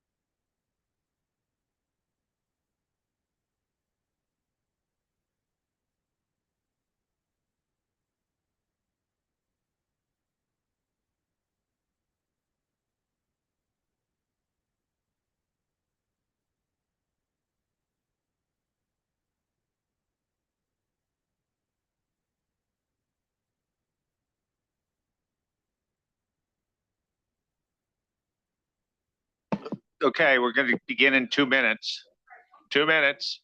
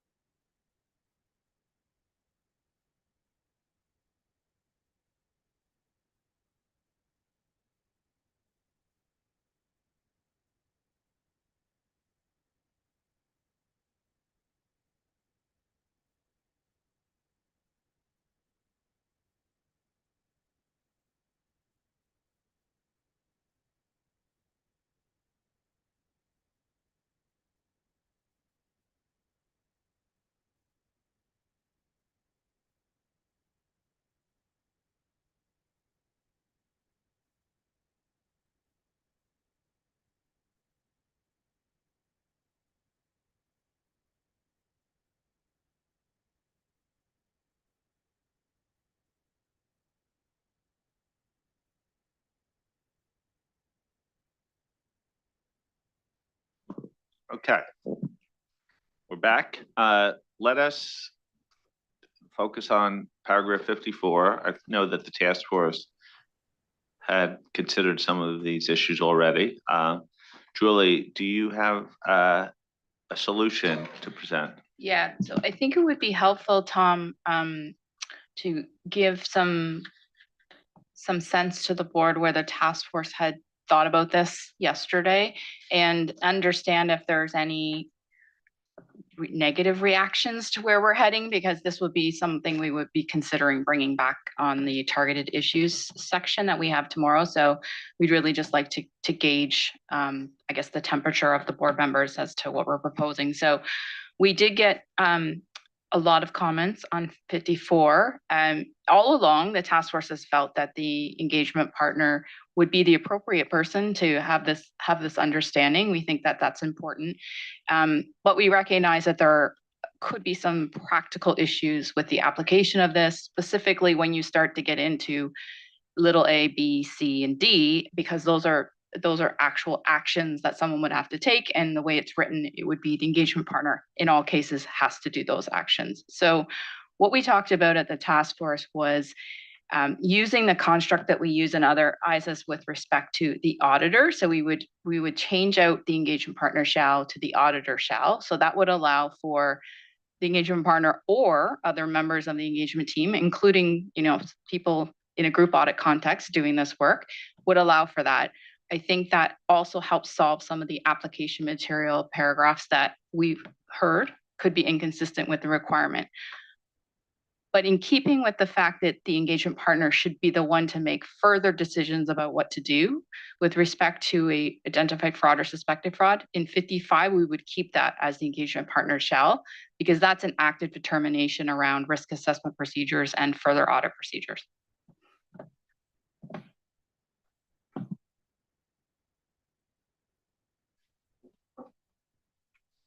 Any reaction?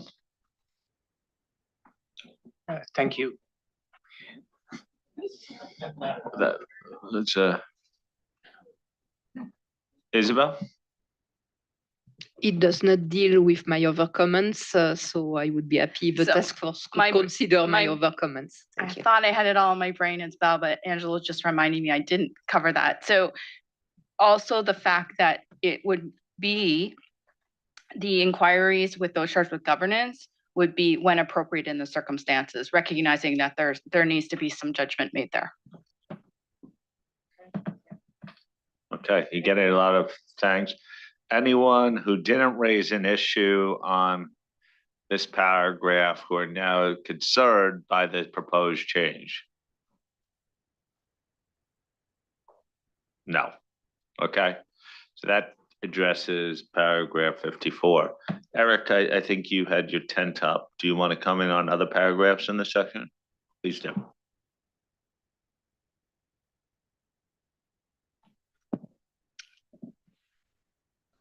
Thank you. Julie, yeah, this was really just about the relationship of paragraphs 57, 58, 59, and then the subheading evaluation of the sufficiency and appropriateness of audit evidence.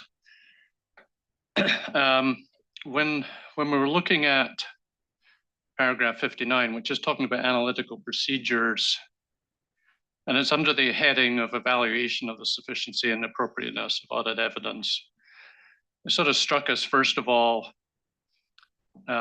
when you're evaluating the sufficiency and appropriateness of audit evidence, you wouldn't just be looking at the analytical procedures, you'd be doing a bunch of other things.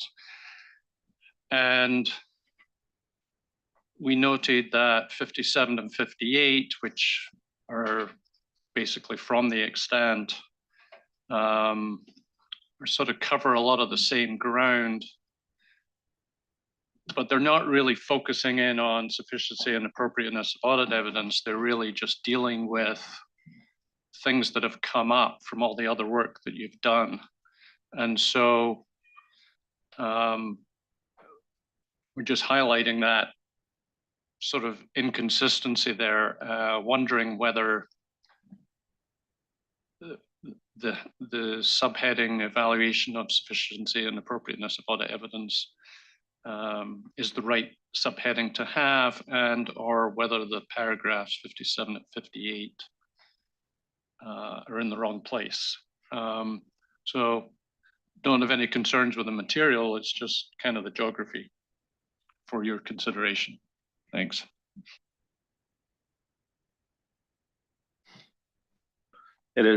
Were you coming back in? No, on any other paragraphs. Okay. Thank you. I had a question, comment in respect of 56C.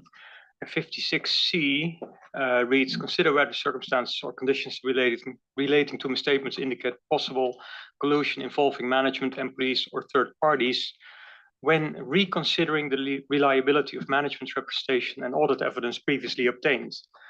And I was struck with the when reconsidering, and I didn't see in this particular standard that we have to reconsider the reliability of management's representation. So I went back, because this is language that has been taken from extant, but extant had clarifying language to it along the lines of when the auditor has reason to believe or may be the result of fraud that management is involved in, etc. So it provided context for why a reconsideration was necessary. And here it's sort of, when reconsidering, it's an implied requirement without the context. And I think that I'm not adverse to reconsidering the reliability. I think you have to, in the case when management is involved in fraud or suspected fraud. But this came out of the blue a little bit and made a suggestion for it offline. Let's see. And then in respect of we're still 59, yes. So I've raised this a couple of meetings, and that has to do with stand back. And I know there's a subheading, evaluation of the sufficiency and appropriate of audit evidence. I'm not sure that fraud necessarily needs a evaluation and sufficiency of appropriateness of audit evidence, but I do think that an evaluation of the evidence obtained would be much more appropriate. And this is leading to a stand back that the auditor does in considering throughout the audit what has come to bear and whether that is a certain direction of or potential management bias through estimates, certain control deficiencies. And we are bringing standbacks into various standards. So 315, we have it in 540, ED 570 has it. And then on a public interest standards such as fraud, we don't have standback. And I appreciate that the board may have a discussion on should it be in all these standards or should it be brought into standard 500? But absent that discussion, it feels entirely out of whack with where the board has gone in the previous standards. And I forgot to mention 600 on the standards that we've approved. So I still feel quite strongly that a standback here would be appropriate, probably along the lines of what's in 315, 540, 570. And then I had some other comments in respect of the application material. Let's see. We're in. Yes. So I was struggling with the application material or the examples in A150.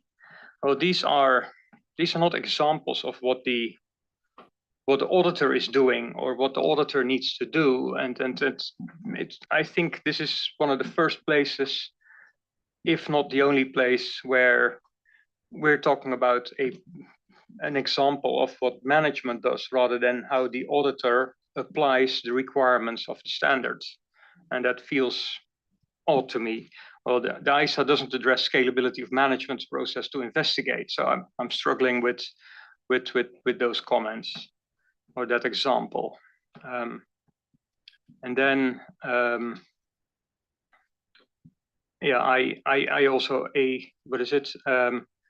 I guess this comes to the point of the standback where there's a reference to, at the moment it's only ISA 330 reference under the evaluation of sufficiency and appropriate audit evidence. I just don't think it gels together in a way that I would like to see it.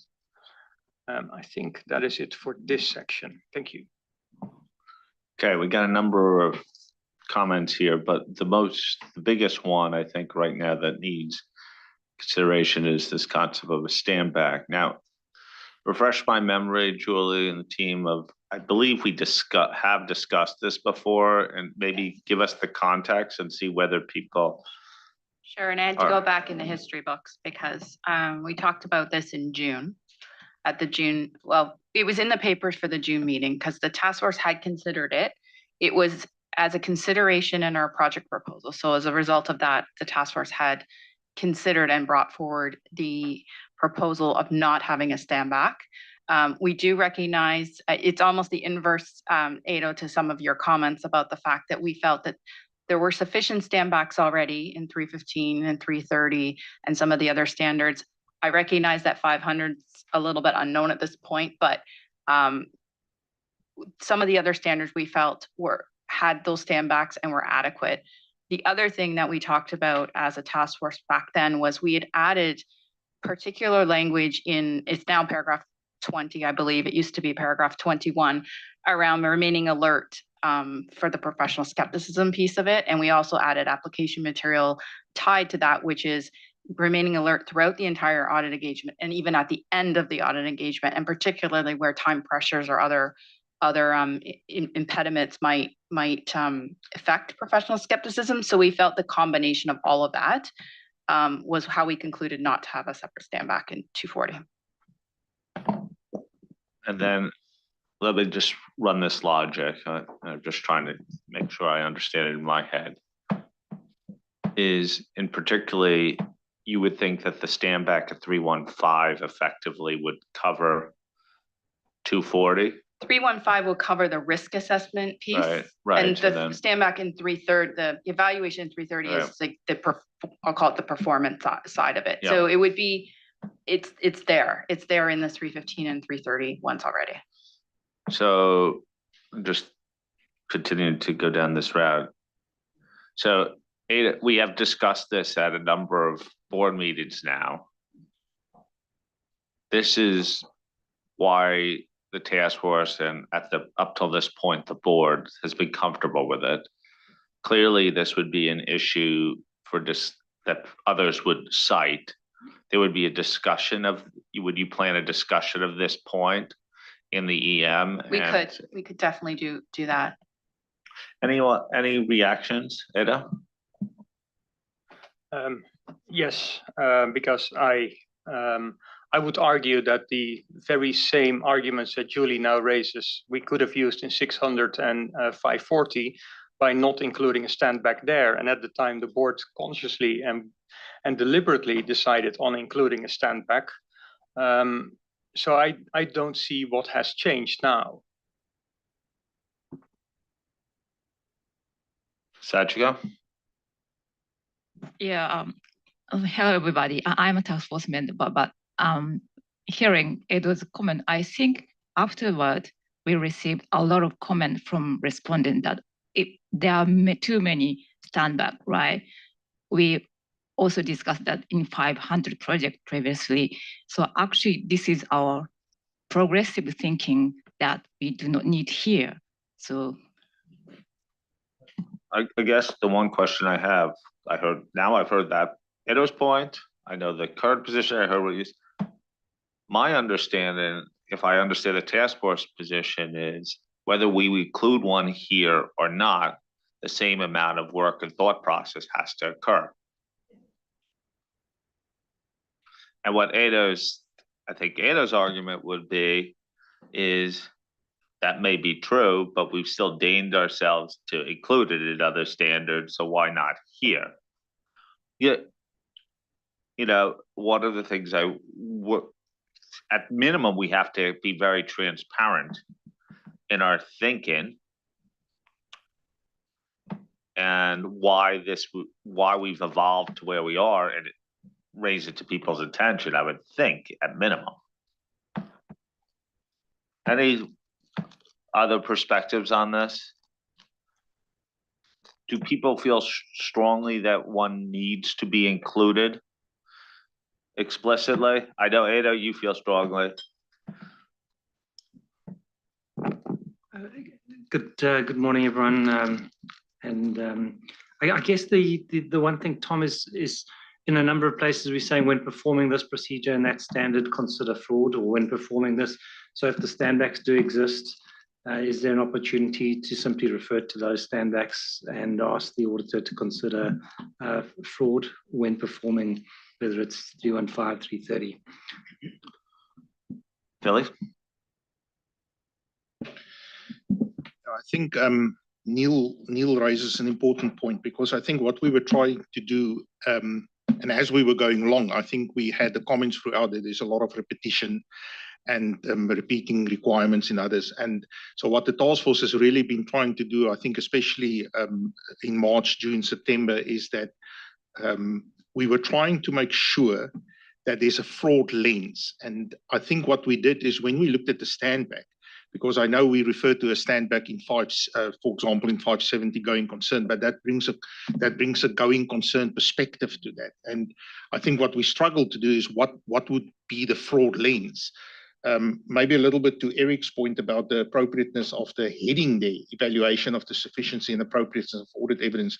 You will see there is an application material paragraph there, and there we try to make the link to 330 to say, listen, it's what you do in 330, because throughout the audit, you've been identifying, assessing, and responding to risk of material misstatement due to fraud or error. And in that context, you're going to evaluate. You're going to do the same standback in ISO 330 as well.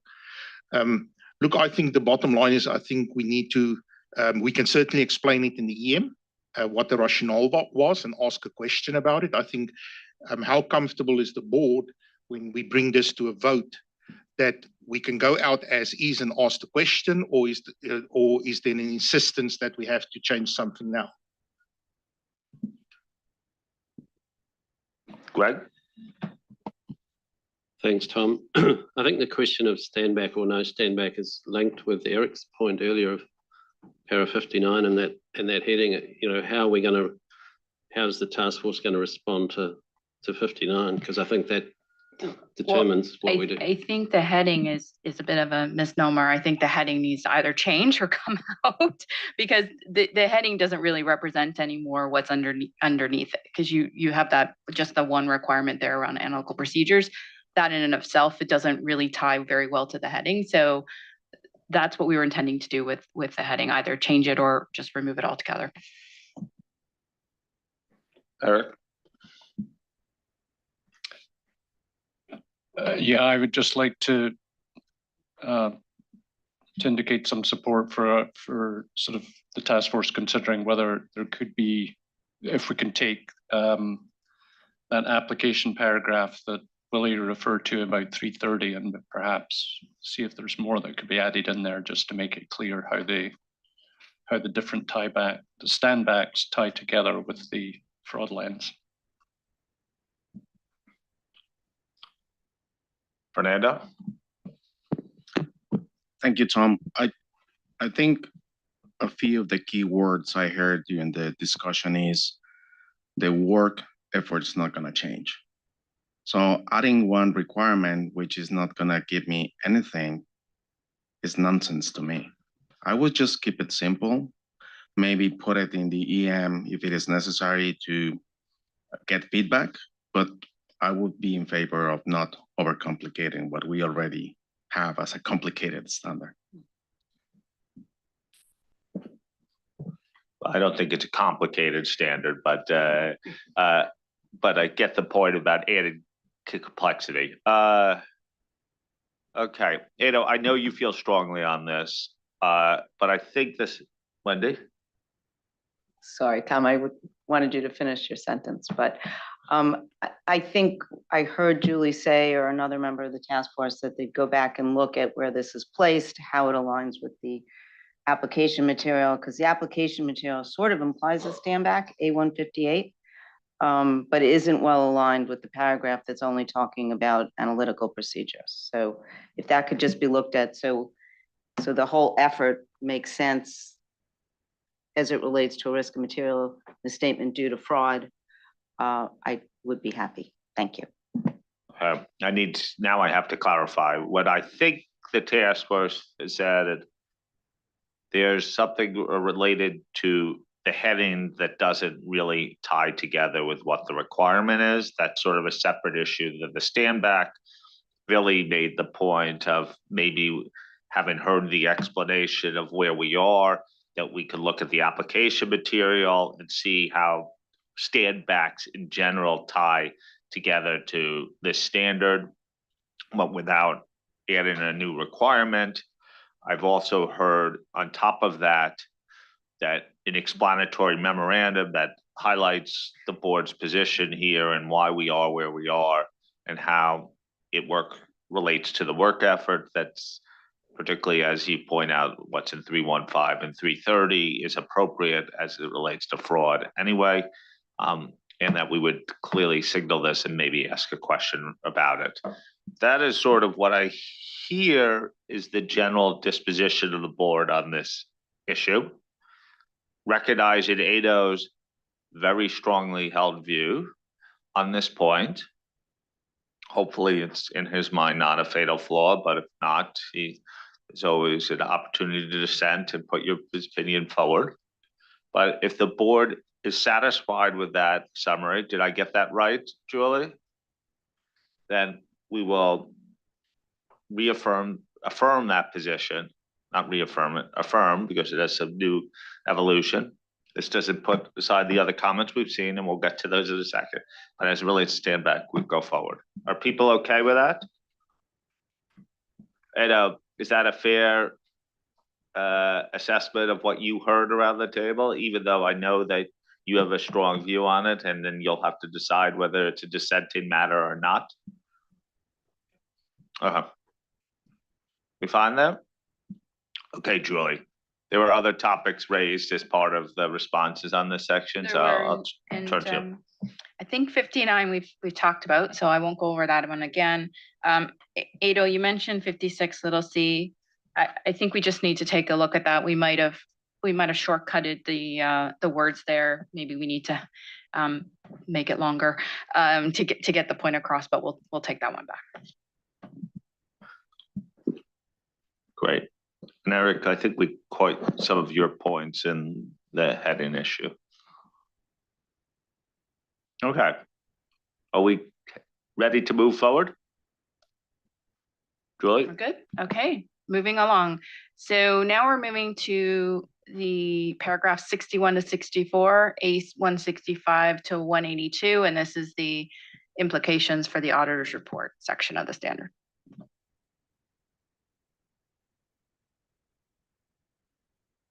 Isabel.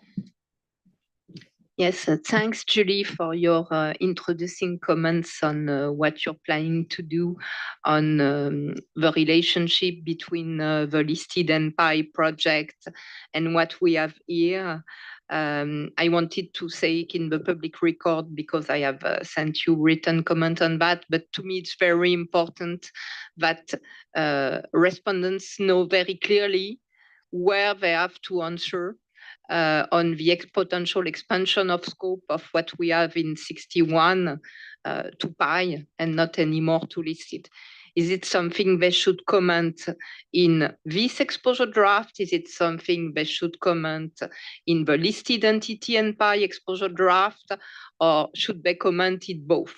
But we have to avoid that they don't perceive comments are requested on that and that they miss it, and it could be an unintended consequence, but just by the fact that listed entity and PI is changing the scope of 701, it will change the scope of paragraph 61.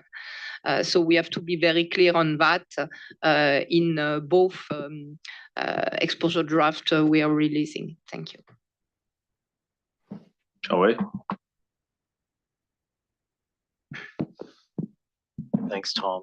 And the comment is relating to something that I think haven't discussed before, but this is relating to the subheading before paragraph 63, communicating CAMs related to fraud.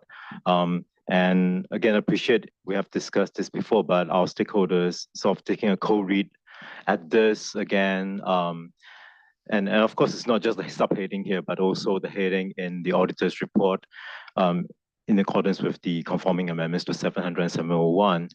So related to fraud, it may give the wrong impression that in all cases it's talking about fraud or suspected fraud, when in most cases, I suspect it will be relating to identify ROM due to fraud or maybe relating to internal control, significant deficiency. So when we say related to fraud, it may actually raise alarm unnecessarily.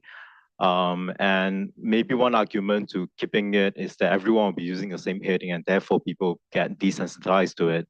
But obviously that's not the kind of outcome we want. So the suggestion is to consider this maybe again and to say maybe CAMs including fraud related consideration rather than CAMs related to fraud. Sorry to raise this again at this point, but just want to provide feedback that came to us, which I thought is quite a fair comment.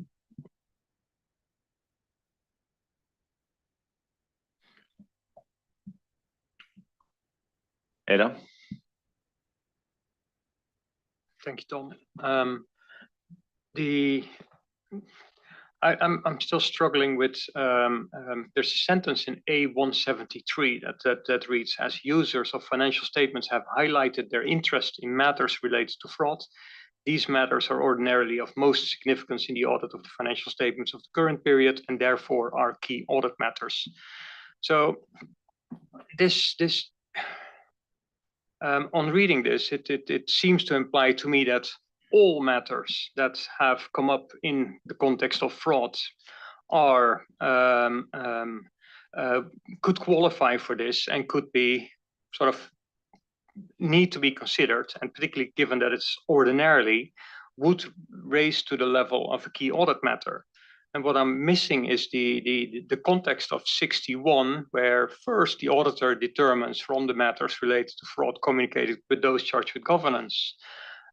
makes a selection, and this seems to override it. It doesn't gel very well together, and I think this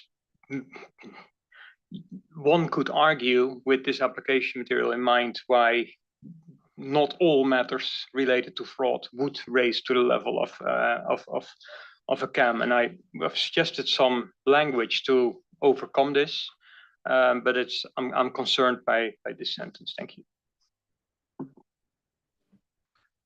Wendy? So I strongly support CAMs related to fraud. My comment is on 64, maybe pulling the thread a little bit, making the assertion that there were no CAMs related to fraud. I think there's going to be inconsistency in the application, and I do believe we talked about this before, but Julie will go into her history books and remind me when that there may be a tendency to put in a fraud CAM, just not to have to say there are no frauds. So I am still concerned about 64 and the related application material, that it's not so clear and we won't get consistent application. So Wendy, I guess quick question. Are you concerned that we're requiring the statement whatsoever if there are no key audit matters related? Which I do believe came up in a very early meeting.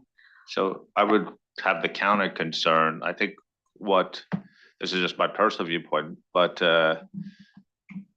what we're trying to do is impact behavior here, and the actual statement does focus attention.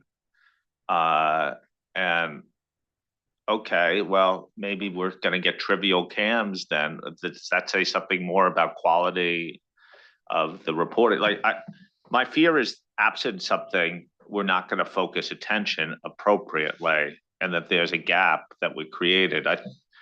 It's more behavioral economics and element. So I don't know what the alternative is, which is, Julie? Well, we did discuss the alternative. And when we went down the path of using the CAM filter, we clearly needed to have some of these pieces of content to be able to drive that behavior, because absent the paragraph 80 you referenced with the ordinarily word, and it is ordinarily, it's not in every case. And absent the statement, Wendy, in the report that says you don't have a fraud CAM, we didn't feel that using the CAM filter was really going to get at the behavioral aspect of what we were trying to achieve. The alternative we talked about, Tom, quite some time ago, was not using the CAM filter at all and having a separate section, which we heard strongly from the board not to go in that direction. And so this is the result of where we ended up. I'm also certain that even if we were to keep it, we'll get a lot of comments on this, which some may actually raise practical alternatives to what we have. But I think I get caught in this trap that you described. Isabel? Yeah, on the ordinarily word, I wanted to remind with my cusp that it's the highest word we have in cusp, and it's said in cusp that we use it when we want to send a strong message. So what I've been told when I initially joined the IAASB is that ordinarily means always with very few exceptions. I feel like we need an Isabel chatbot to remind us at cusp after she leaves the board. We chose that word from the cusp words purposely. So, Diane. Yeah, and maybe just where we began, one of the reasons this was written this way was to kind of plug a hole that we were concerned existed when you follow along the CAM guidance, that people may be inadvertently moving aside these fraud risks because they thought if they followed the CAM guidance that they could offshoot those. And we were trying to, quite frankly, plug that hole and say, listen, we really want to redirect folks to really challenge this, from a stakeholder perspective. That's why we landed it ordinarily. And that's why the language was there and why we felt so strongly to have an affirmative statement, to really cause that auditor to change their behavior and really challenge whether they were being thoughtful in this evaluation. Any other comments on this point? My sense is that people are still ordinarily content with the requirement. And Wendy, I think we'll definitely elicit comments on this point. I'm certain that people will respond. So, no, thank you, Tom, and thank you for the discussion. And I believed when I opened my statement before that I do think I'm acutely aware, and it's very important in all of the standard setting, that performance needs to change. Otherwise, you know, why are we intending to make these changes? So, and I had the same, in the Going Concern Task Force, had the same focus. Behavior has to change. But I did think that the CAMs as listed out here would force the change behavior. But it does sound like we'll hear what the commenters have to say, and maybe we get some other solutions. And again, I trust the task force. Okay, you want to respond to any other matters you've heard? Jasper, I think wanted to just respond. Isabel had raised the which exposure draft do we comment on and that question. So Jasper's going to cover that. Yeah, thank you, Julie. So the fraud task force, or in the fraud exposure draft, we will have a section on this, and we'll have a question on it.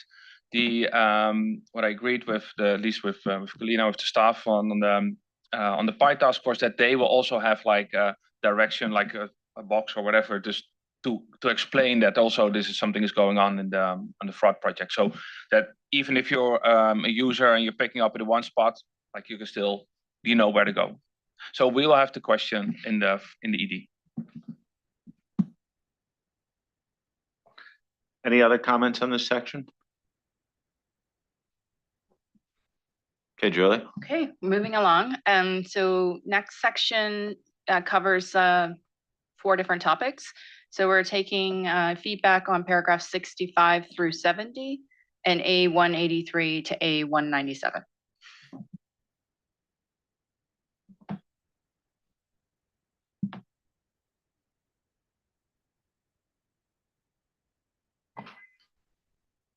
I don't believe this. Going, go on. No comment on that section. Julie? Oh, it's quick. I didn't even have time to turn the page in my book. Okay, so that's the standard. And we do have some, well, actually that's false. That's not the standard because there are appendices in the standard. So the next slide is covers all of the appendices, Tom. So we'd be looking for commentary or feedback on appendices 1 through 5. Comments on the appendices?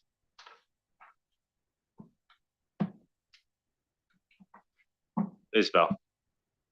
Yeah, minor point, but as sustainability is still in the air this week, I thought that maybe in the incentive pressure section of Appendix 1, we could add climatic events or natural disasters to the bullet on pandemic and wars.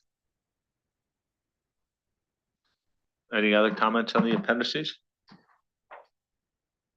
Okay, Julie? I think that's fine. We'll move then the next question in our, yes. So agenda item 2C was the conforming and consequential amendments. So for this question, we'd be looking at comments and feedback from the board on that agenda paper. Agenda 2C.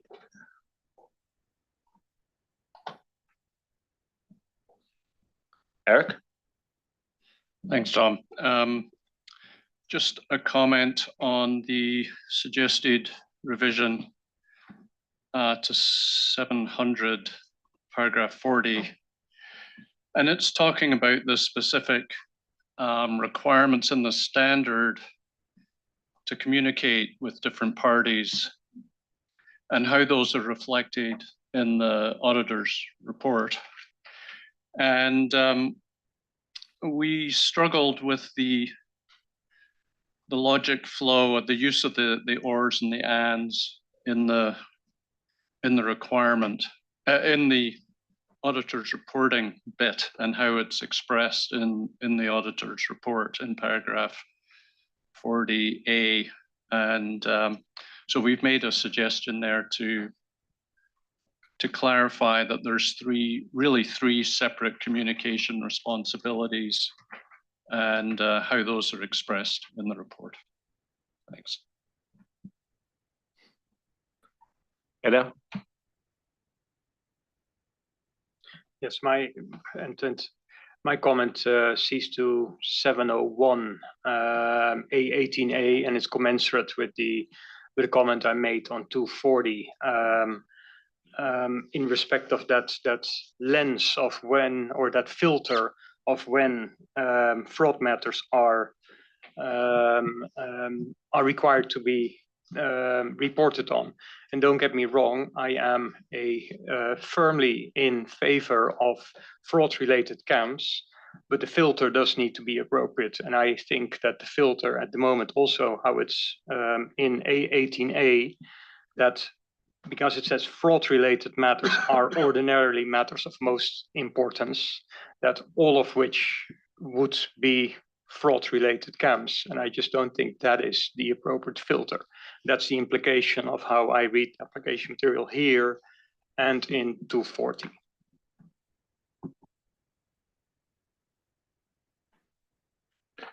Anyone else on the conforming and consequential amendments? Any reaction, Julie?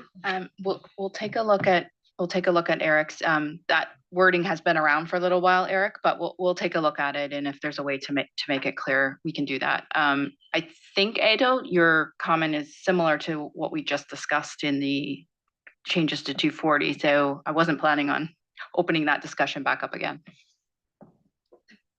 Okay. Next.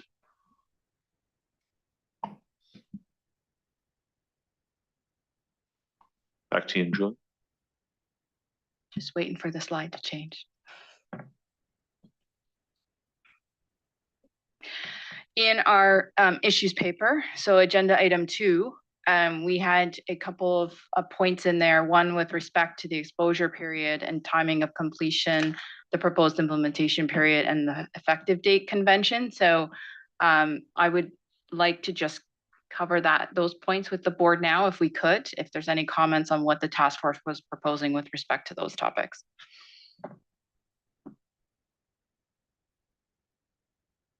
Just a little word. So the exposure period we're suggesting is the typical 120 days. We will likely get this exposure draft out. We're targeting early February, so that would put the 120 days after that.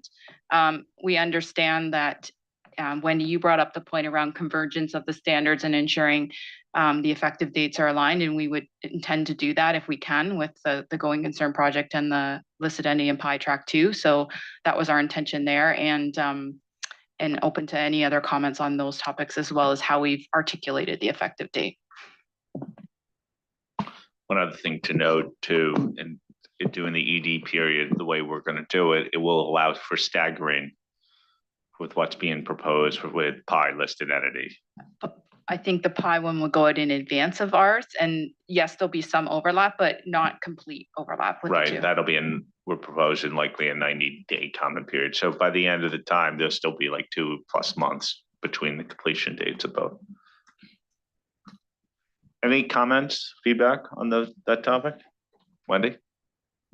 So I just want to clarify one thing, Julie. I don't want to hold back any of the standards in whole. I thought alignment of the reporting part, that was my comment. I thought we should consider whether, if fraud is ready to go out, might we delay the reporting part if it doesn't align with PI and going concern. That wasn't our intention, Wendy. We're intending to have them fully effective at the same time. Yeah, that's the way we've built our forward plan, which we'll talk about at a later date, but for all having the same effective dates. Okay. Julie, what's next? I think what's next is what's next. So I did mention earlier in my opening comments what we're planning to do for this week. So I won't go back over that again because you all have the agenda and you'll see what we're planning. I think there's a couple things we will bring back tomorrow in the targeted issues section. Not a lot, which is good. We have a couple of those. So that takes care of this week. And then the expectation is we have the approval of the ED at the end of the week, Thursday. I mentioned the early February date for the publication of the exposure draft. That would close, if you just play out 120 days, that closes early June. And then we would bring back this topic for the September 2024 board meeting. That would be the first time we would be able to talk about it, understanding we would need a little time once the exposure period closes to look at comment letters, analyze, bring back particular issues to September. Okay. Anything else you want to raise? Just a big thank you. Okay, so before we close this session, when we come back tomorrow, it's just going to be on targeted issues. That means right now, with the exception of those targeted issues, we want to close off substantive matters to go to the task force. But with that very much in mind, I'll look at both 315 and 330 and have a stand back here and say, is there any issues that people feel haven't been discussed that should be discussed before, except on those limited targeted issues, need to be discussed before we go to approval? And I'm not talking about drafting here. Okay. Ada? Well, I guess that depends on which issues are going to be brought to the table. So, and I haven't heard the list yet of what's going to be brought back. Indeed. So I can't answer the question right now, Tom, but if anything critical is missing tomorrow, I'll definitely raise my hand. Yeah, okay. I thought there were a few issues that there are a couple issues. I mean, the candidates, I would say right now, of course, we haven't discussed this as a task force, so going off script here a little bit, but the candidates we would say right now are the discussion we had around 54, but I've given you the flavor as to where the task force was heading with that. So I suspect that won't be a surprise when you see the redraft. We talked a little bit about that change in 38, 39 around the controls. Because those are the requirements and we are proposing changes there, that also makes sense as to having the board take a look at that, although you've also heard where we were going directionally with that one as well. At this point, Tom, I don't know if there'll be others, but those seem to be the two that rise to the top. Did you want to come back in? Yes, happy to. So there won't be a discussion on standback. I thought we resolved that now, and I think you're at the point of having to determine if that's such a fundamental issue. You'll have to determine whether it's a dissenting issue for you or not. I think that's why I clarified where we were at the end, is that the task force thought that the rationale held. They would point to it, maybe an application material. They'd highlight it in the explanatory memorandum, and we'll invite comments on it as appropriate. But there was a clear view of the board, as I see it right now, for not including an explicit stand back in 240. That may be a fatal flaw for you. Obviously, there's always the ability to dissent on issues if it's such a big fatal flaw. Not to say it's not a significant issue. I feel like it'll get ample attention in the explanatory memorandum, and also some efforts within the application material if the task force deems appropriate. Is that, I just try to be factually correct here. Okay. Before we close this out, I'm going to invite Jim, any reaction to how responsive we've been from a CAG standpoint? Thanks, Tom. And I think at our last meeting where we had an update, there was support for the direction and in moving forward with the standard. So I would say from a CAG perspective, they were satisfied with where it was. So Julie, support from the CAG on that. Philippe, I invite you to share your observations on behalf of PAOB.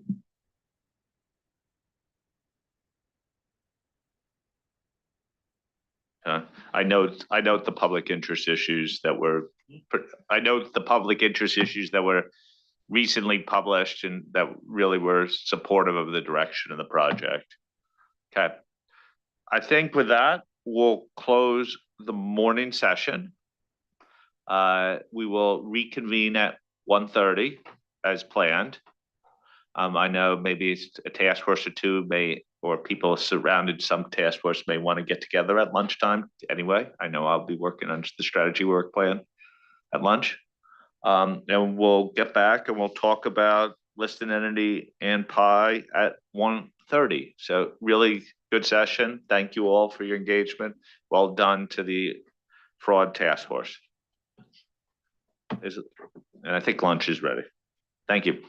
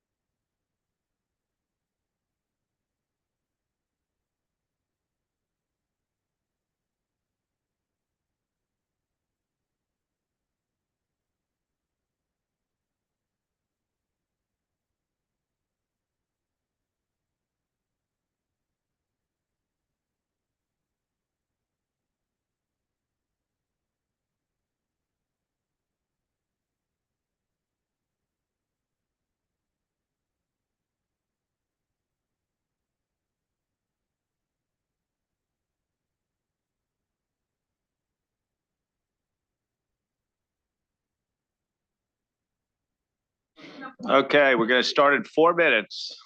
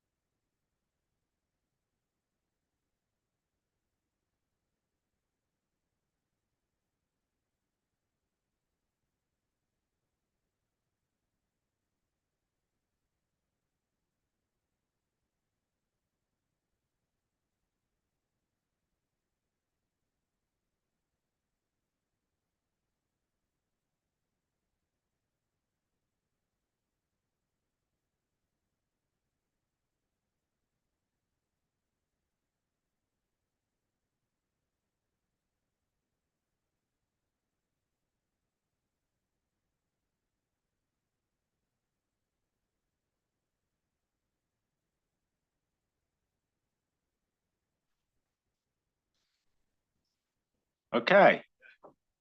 Let's get started on the afternoon business for the board. We're turning to listed entity and PI project.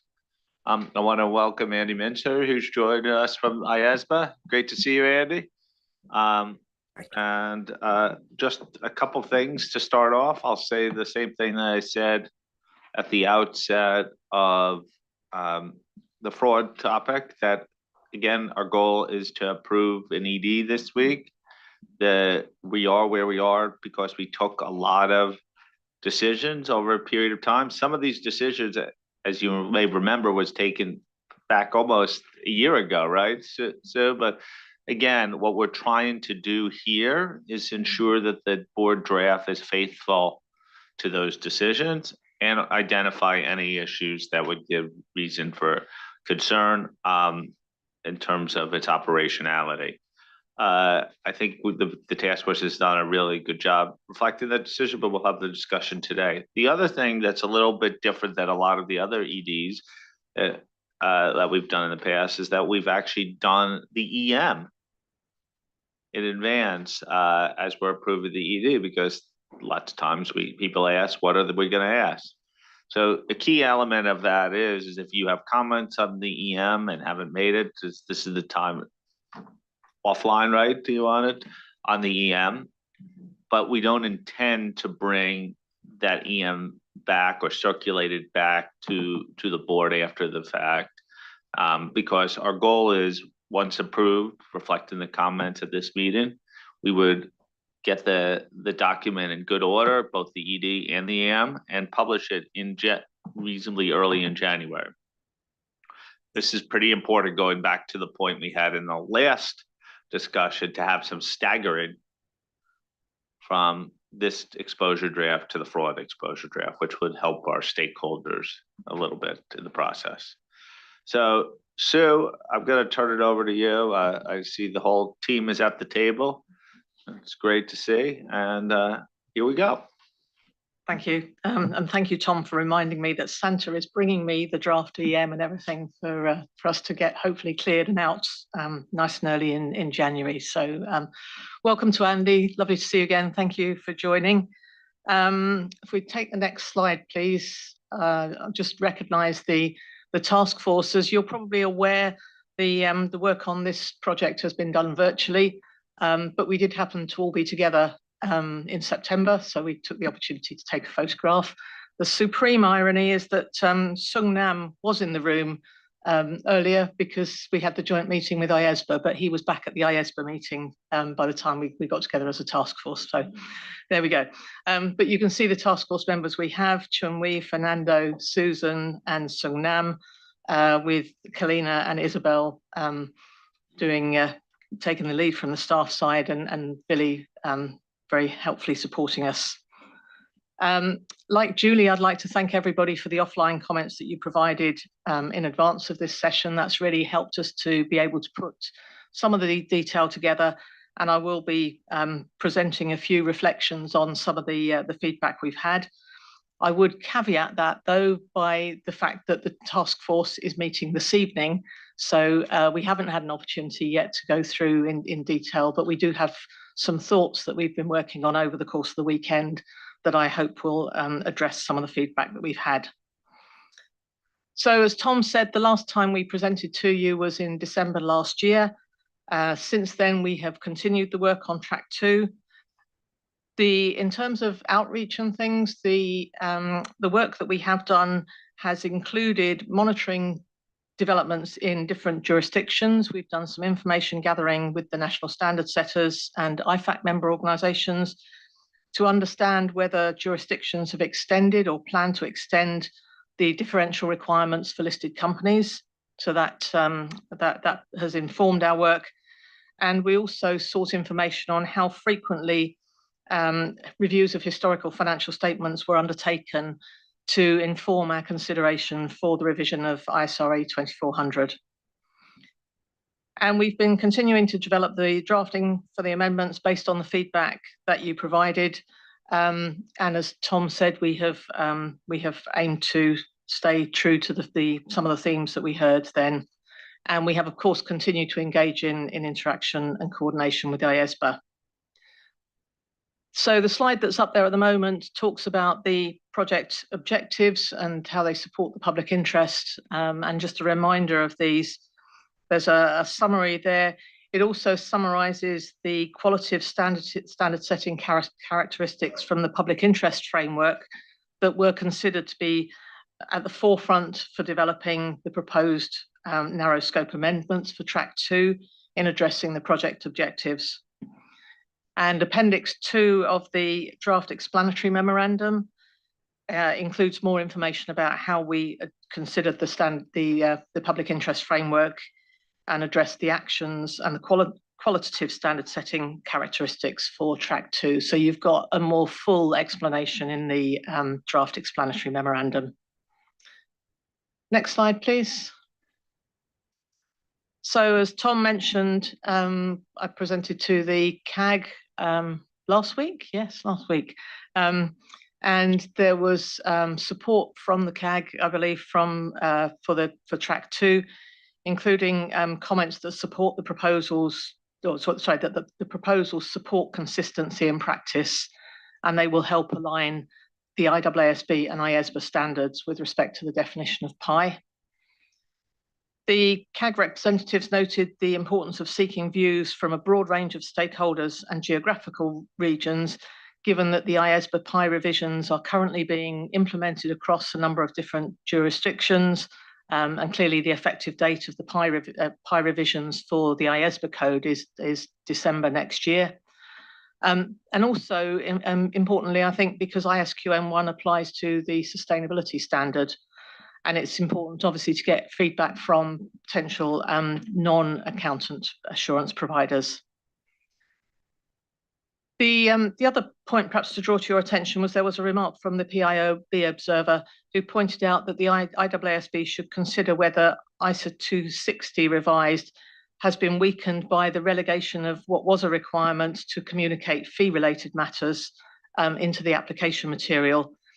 We have included our views in the on that matter in the issues paper and also in the explanations in the explanatory memorandum.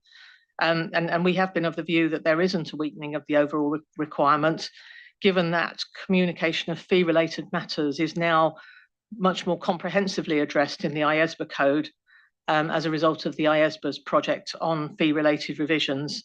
But it is something, obviously, that we will be taking back as a task force and reviewing yet again.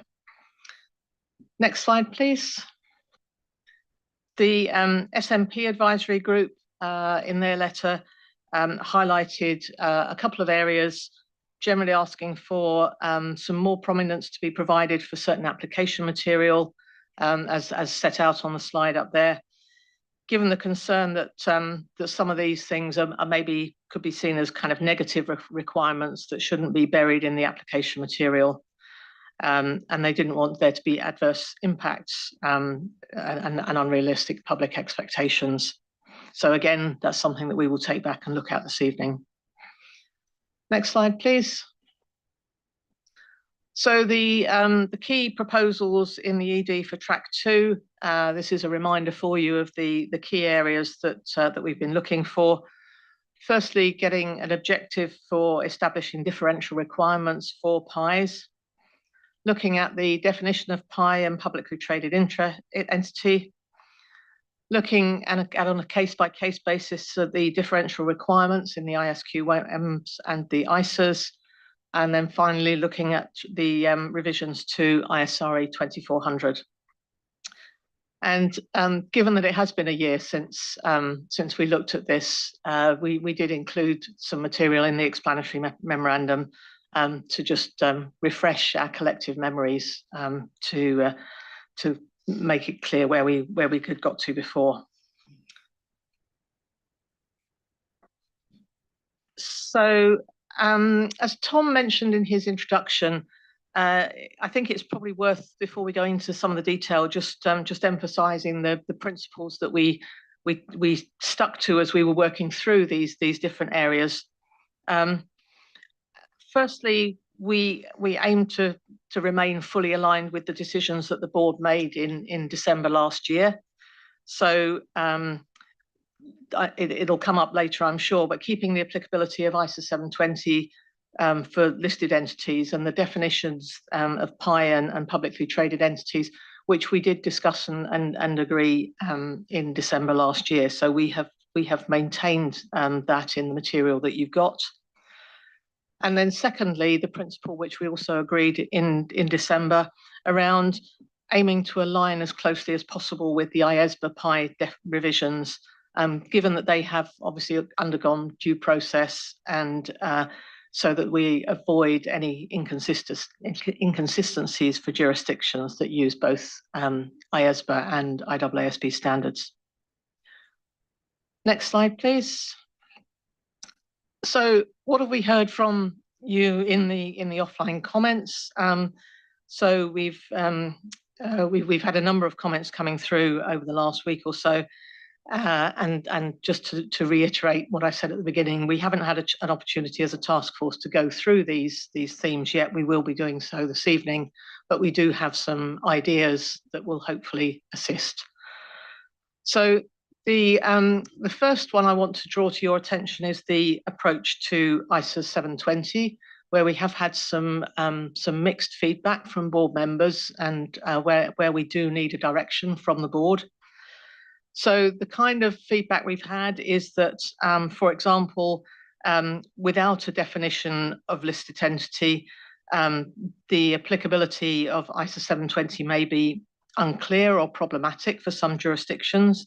And I'll call out Canada as an example where I understand that there isn't law or regulation that defines a listed entity. So that was one observation. Another comment that came through from a few people was around it may be clearer if the applicability for ISA 720 is changed to publicly traded entity, or whether we should ask a question as to whether that would be appropriate in the explanatory memorandum. That came from a few of you. What I would highlight there is that if you recall the table that we included in the explanatory memorandum, no, in the issues paper, I think, which was taken from the IAASB material, there are impacts of moving from listed to publicly traded. So there will be entities that will come in or drop out, depending on where they sit with that definition. So there were suggestions there. And the other option is to include the definition of listed entity as application guidance for 720. So that, Tom, those are the three options that have been presented to us there in relation to 720, and we would like direction from the board, when we get there, as to which way the board would like to go, because I can see there are differing views that will come out. But happy to come back to that at the end if that's okay. Wait till or take it now. I'm comfortable to wait until the end, if that's Okay, yeah. that's fine. Okay, so if you take the next slide, please. So the second theme we've already partly seen this morning was the interdependencies with fraud and going concern. And a number of you have highlighted that there needs to be a way forward regarding the differential requirements for fraud and going concern. And I think Julie explained the approach that we hope will go forward with fraud. So there will be an opportunity there to get feedback. And then I wanted to highlight to the board that the ED for 570 did have a question in for respondents, question 14, which asked about extending the applicability of the differential requirement for listed entities to other entities. So there is some feedback that has come in relation to that. And that obviously will inform the consideration. But I think the other area we've discussed is perhaps being maybe a little bit more transparent in how we put the questions, the considerations in the explanatory memorandum. So next slide, please. So the third theme that's been coming out of the feedback is around the PI definition. We have had a number of views around and drafting suggestions to clarify category D of the PI definition, which is the one that's the entity that's specified as such by law, regulation, or professional requirements. And we've also had questions around whether we need both a definition and a requirement for PI, or whether PI should be just a defined term for the purpose of the ISQMs and the ISAs. Now we will take a look at the suggestions for the drafting this evening, and there are some that I think will be very helpful. I think, though, it's probably worth coming back on the point about whether we need both a definition and a requirement in ISQM 1 and ISA 200, because you may recall that this time last year we didn't have a definition because it was a requirement already, and the board asked us to put the definition in. So that is what we've done in response to the board request. And the other part of the rationale that came out of the discussions last year was that this aligns with the approach in the IAASB code, and that was what the task force was also considering. So, I mean, again, we will go back and review, but I just wanted to maybe manage expectations in that particular area, that it was something that the board gave direction to in December. Next slide, please. This is the kind of selection of other things that are coming up, but there are a couple where I think we do need direction. The first point is around whether early adoption should be encouraged to allow for more alignment with the IAASB code, or at least minimise alignment with the IAASB code. But we have also heard feedback about aligning the impact of changes in the audit report with the other standards that we're looking at. So that's an area where I can see differing views. So again, I would appreciate a steer there from the board.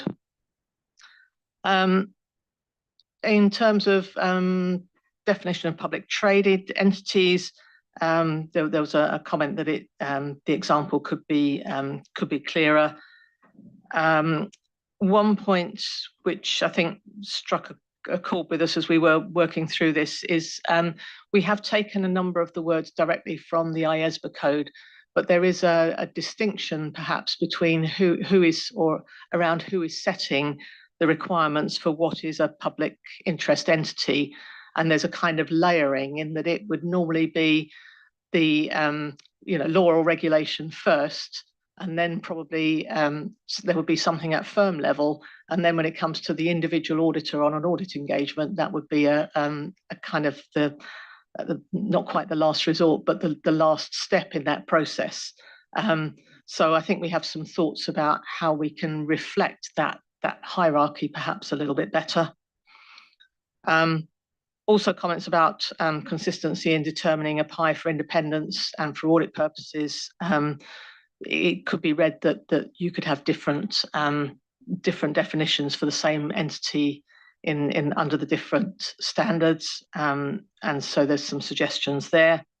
And then just finally to say there are a number of drafting and more detailed suggestions which we will work through, and some very helpful suggestions. So thank you in advance. So if we take the next slide, please, that's a summary of what we've had over the last few days and where we are in terms of initial thoughts.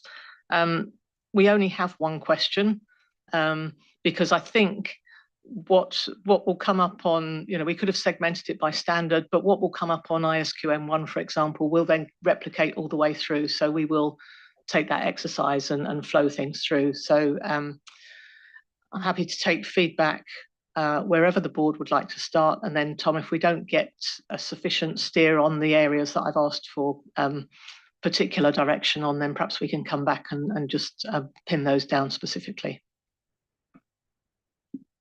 Trying to figure out how we're going to keep this as organized as possible. And I wonder, we could certainly welcome general comments on it.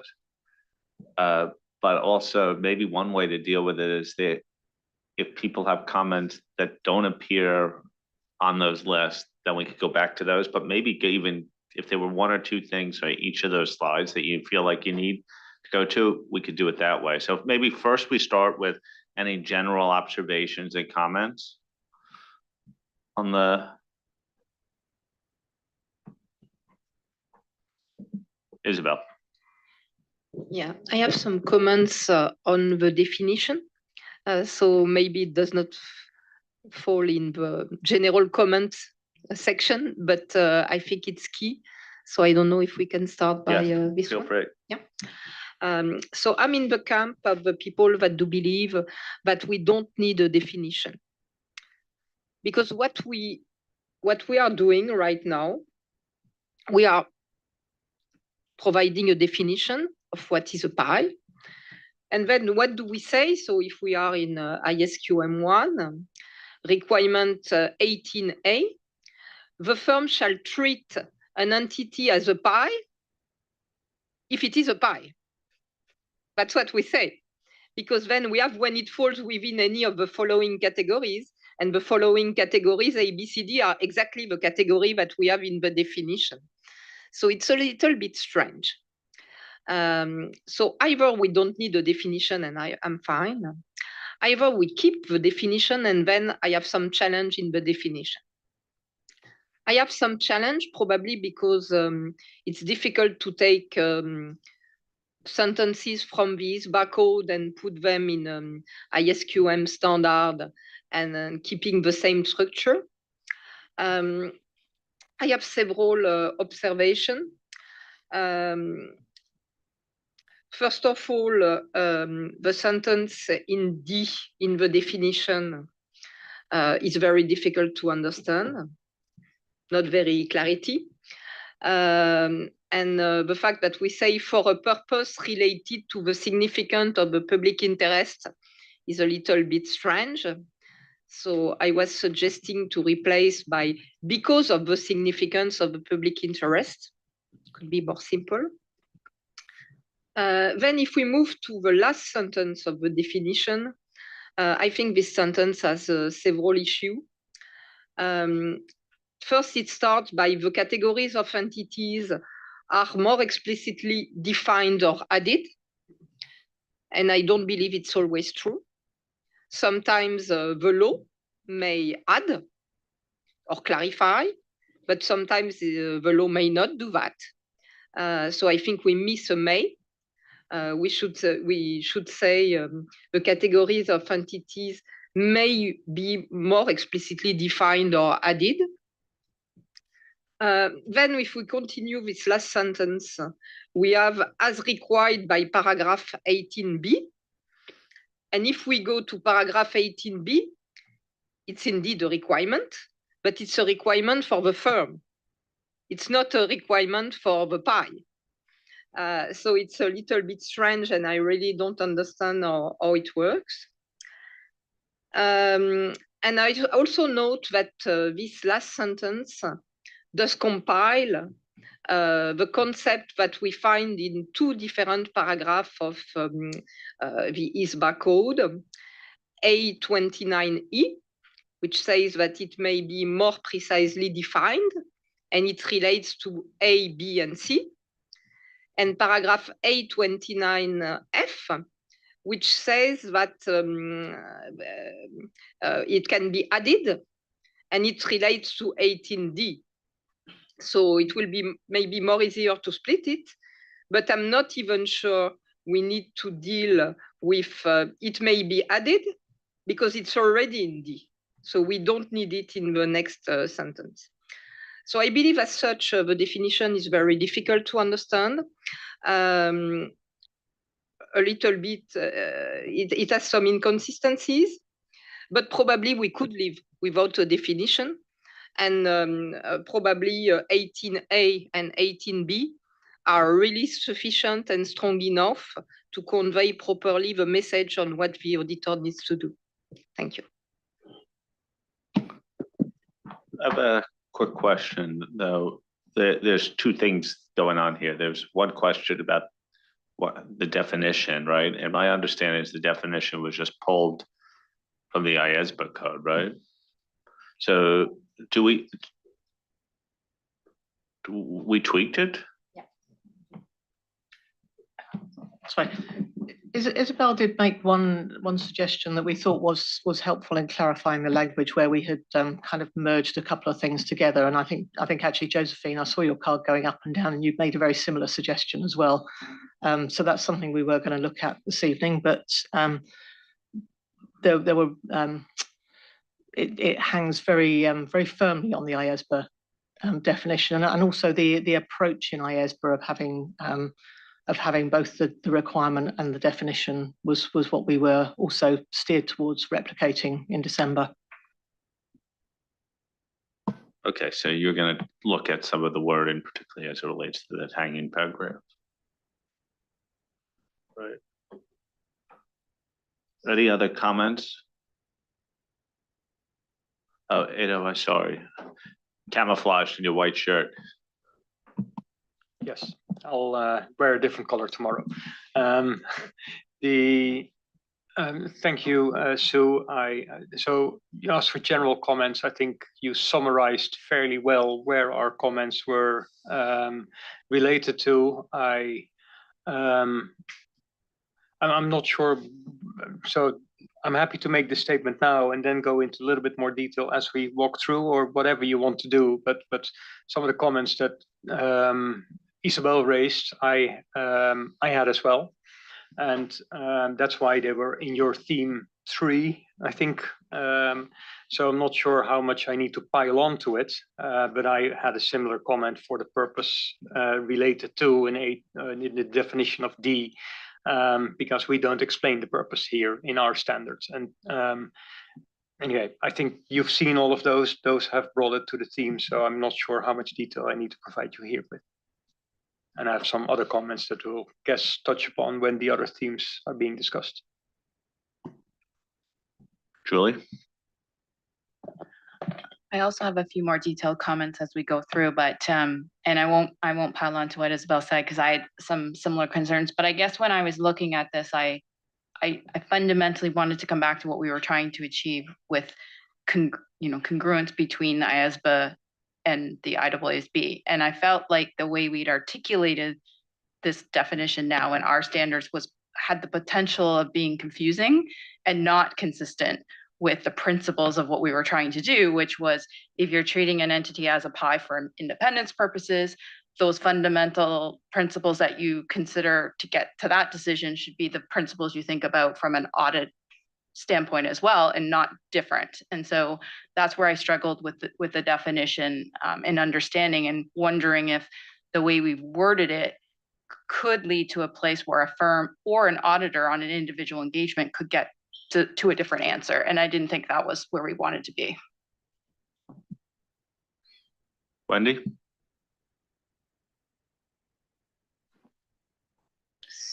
Thank you. I wasn't really sure the difference between general comments, also same as Edo, and I think I'd prefer to go through this by theme, because that's how mine is set up. I agree with most of the things that Isabel said. And I'll just bring up my only general comment, and then I'll discuss the rest thematically. I was struggling between what is directly from IAASB and some of the distinct word changes that were made and why. And I'll just point one out in the definitions, which is this change in 16AD from professional standards to professional requirements. And then there's a number of other places where I just don't know the bridging or the link, or why. So I think the whys would be helpful, and I'm not sure that they're addressed in the explanatory memorandum, which I was remiss. I need to say thank you for your materials. They were great. And especially getting the opportunity to see the EM that far in advance. And then, Sue, something you said earlier, which may be in one of our suggestions, is why don't we just refer to the IAASB code in some cases and not try to rewrite what's in there for this standard? Because you made that reference for the fees. And so it just popped in my head, maybe that's something that we should be doing in other places as well. So not, because I do think there's a lot of confusion around 16 and 18 and the definitions. I will just make one other general comment. We did say a year ago, which is a long time to remember too, that we wanted a definition, but then when I started to see it here and it was exactly verbatim, word for word, I don't think the definition needs, don't think it needs to be constructed the way that it is. I think the definition can be a reference to IAASB, but I'm sure we're going to go through this in more detail. Thank you. Okay. We need to, I'm trying to figure out the best way to navigate this right now. We basically are in ISQM 1 right now.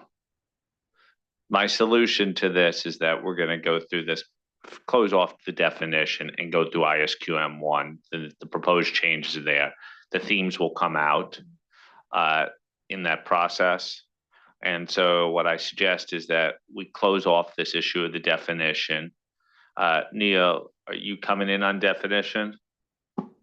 On definition, and then also just the applicability of this definition, say, into a topic like sustainability. Okay, we'll do that. We'll try to get it posed. Then that puts us firmly in ISQM1.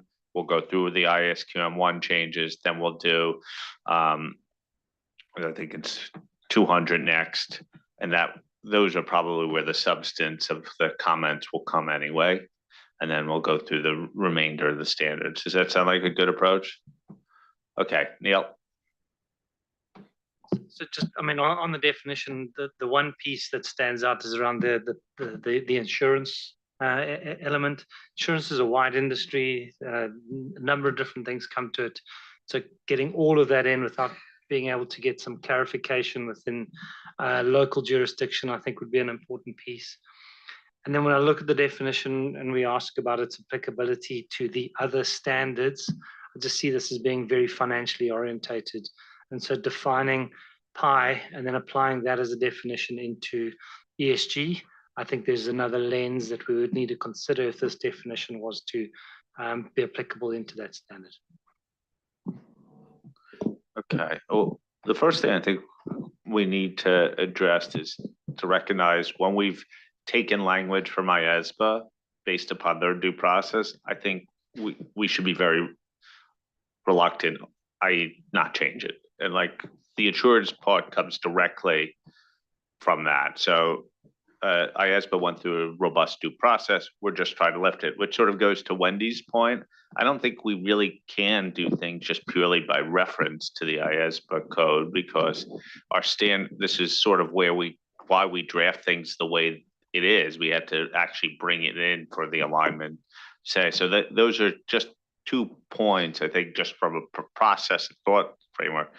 Okay, so I'm going to go back to you right now and see your initial reactions on some of the definitional matters. I mean, we've seen the comments before, and as I say, we have got some thoughts.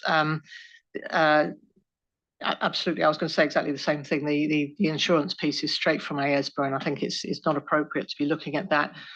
We have made a few changes. Kalina has reminded me that the mapping that you're asking for, Wendy, there is a footnote in the explanatory memorandum that does explain what the changes are and why.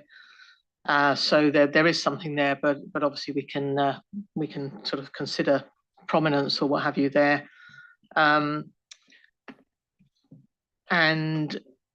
I think the other comments, to be honest, we've got some initial thoughts. It would be good to go through with the task force on those to try and think about the best way of fine tuning them. And I can see another card up over there. I'm just conscious, sorry, Sue, I'm just conscious that there are some comments about D. We're not quite sure about D. Somebody said there is no purpose. The purpose is obviously in the application material. It's explained. I just want to offer my support for exactly what you've got.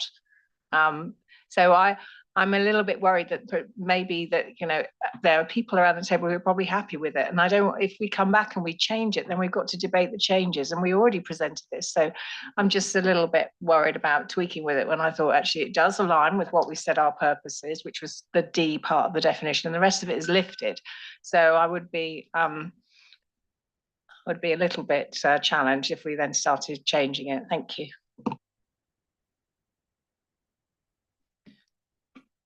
I think thank you for the support, and it is helpful. There's only one quite small change that I think we were thinking about in D, which I think is a clarifying language piece. And as I say, I thought it came through in your comments as well, but it was but yeah, we are conscious that we are on the timeline. The purpose of this is to ask for stakeholder feedback. So we'll need to take some fairly robust decisions, I guess. I think Tom, what I just want to make sure, because as Sue has indicated, we need to finalize this evening so we can give you a a turn document, and we don't want to use Friday to have a lot of discussion. So in my mind, where we've landed now is we've got the definition. So let's just look at the definition firstly as it is there on paper. Everything is lifted out of the PI definition of ethics, except for D, which we had to reformulate a little bit because the construct is different. And we had one comment from Isabel that said the for a purpose related to could be confusing. We can rather streamline the language. I think, Isabel, your suggestion was because. The only concern I have with that is if you say because, could that be interpreted that if the law regulation is not explicit, that it is because of that, that therefore you may not include that as a PI, whereas it is more around the intent of the legislation, the reasons for defining something as a PI. And then the other thing I had, and that's, as Sue said, that's something the task force will look at. The other problem was a little bit with the hanging paragraph, but we've had good offline suggestions on how we can tweak the hanging paragraph. So I just want to make sure, is there anything else apart from those two issues that the task force need to consider? I see no hands. Okay.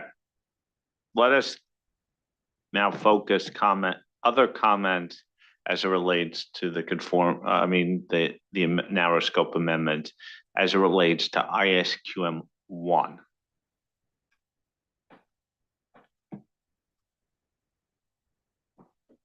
Kai. If I'm right, Tom, I have a comment referring to paragraph 18A in the document, and the wording in ISQ 1 paragraph 18A, this is what I mentioned, is in my sense duplicative of the definition. So the wording could be shortened to state the firm shall treat an entity as a public interest entity for the purposes of the ISQ when it meets the definition of a public interest entity as set forth in paragraph 16, little p.a. This has been my comment. Thanks. Julie?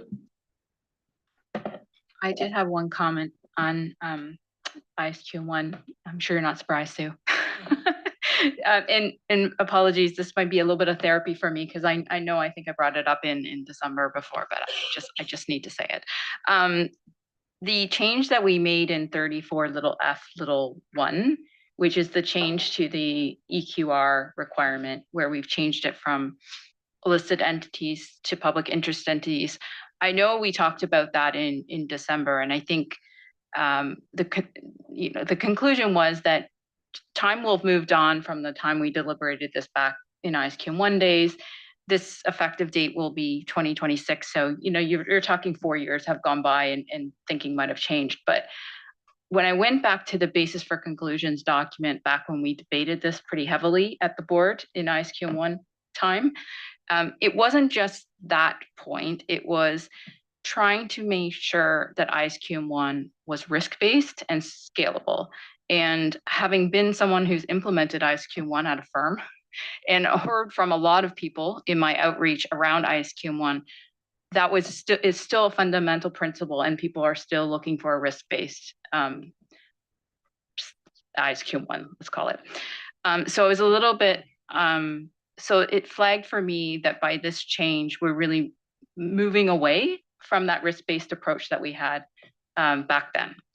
And the other thing to think about too is when we approved ISQM 1 and ISQM 2, we had quite a bit of debate in ISQM 2 about the fact that once you're into ISQM 2, you're into ISQM 2 in its totality. There's no scalability once you have an EQR. You need to apply ISQM 2. And there was a lot of discussion at the time about the cooling off period, and that being potentially troublesome for some smaller firms that might not have the ability to rotate EQRs as easily as larger firms. So it's a scalability point again. And I just wonder if this is going to exacerbate that problem. Fully respect the fact that we've talked about this before, but I just think it was important to raise that point again on the public record. Diane?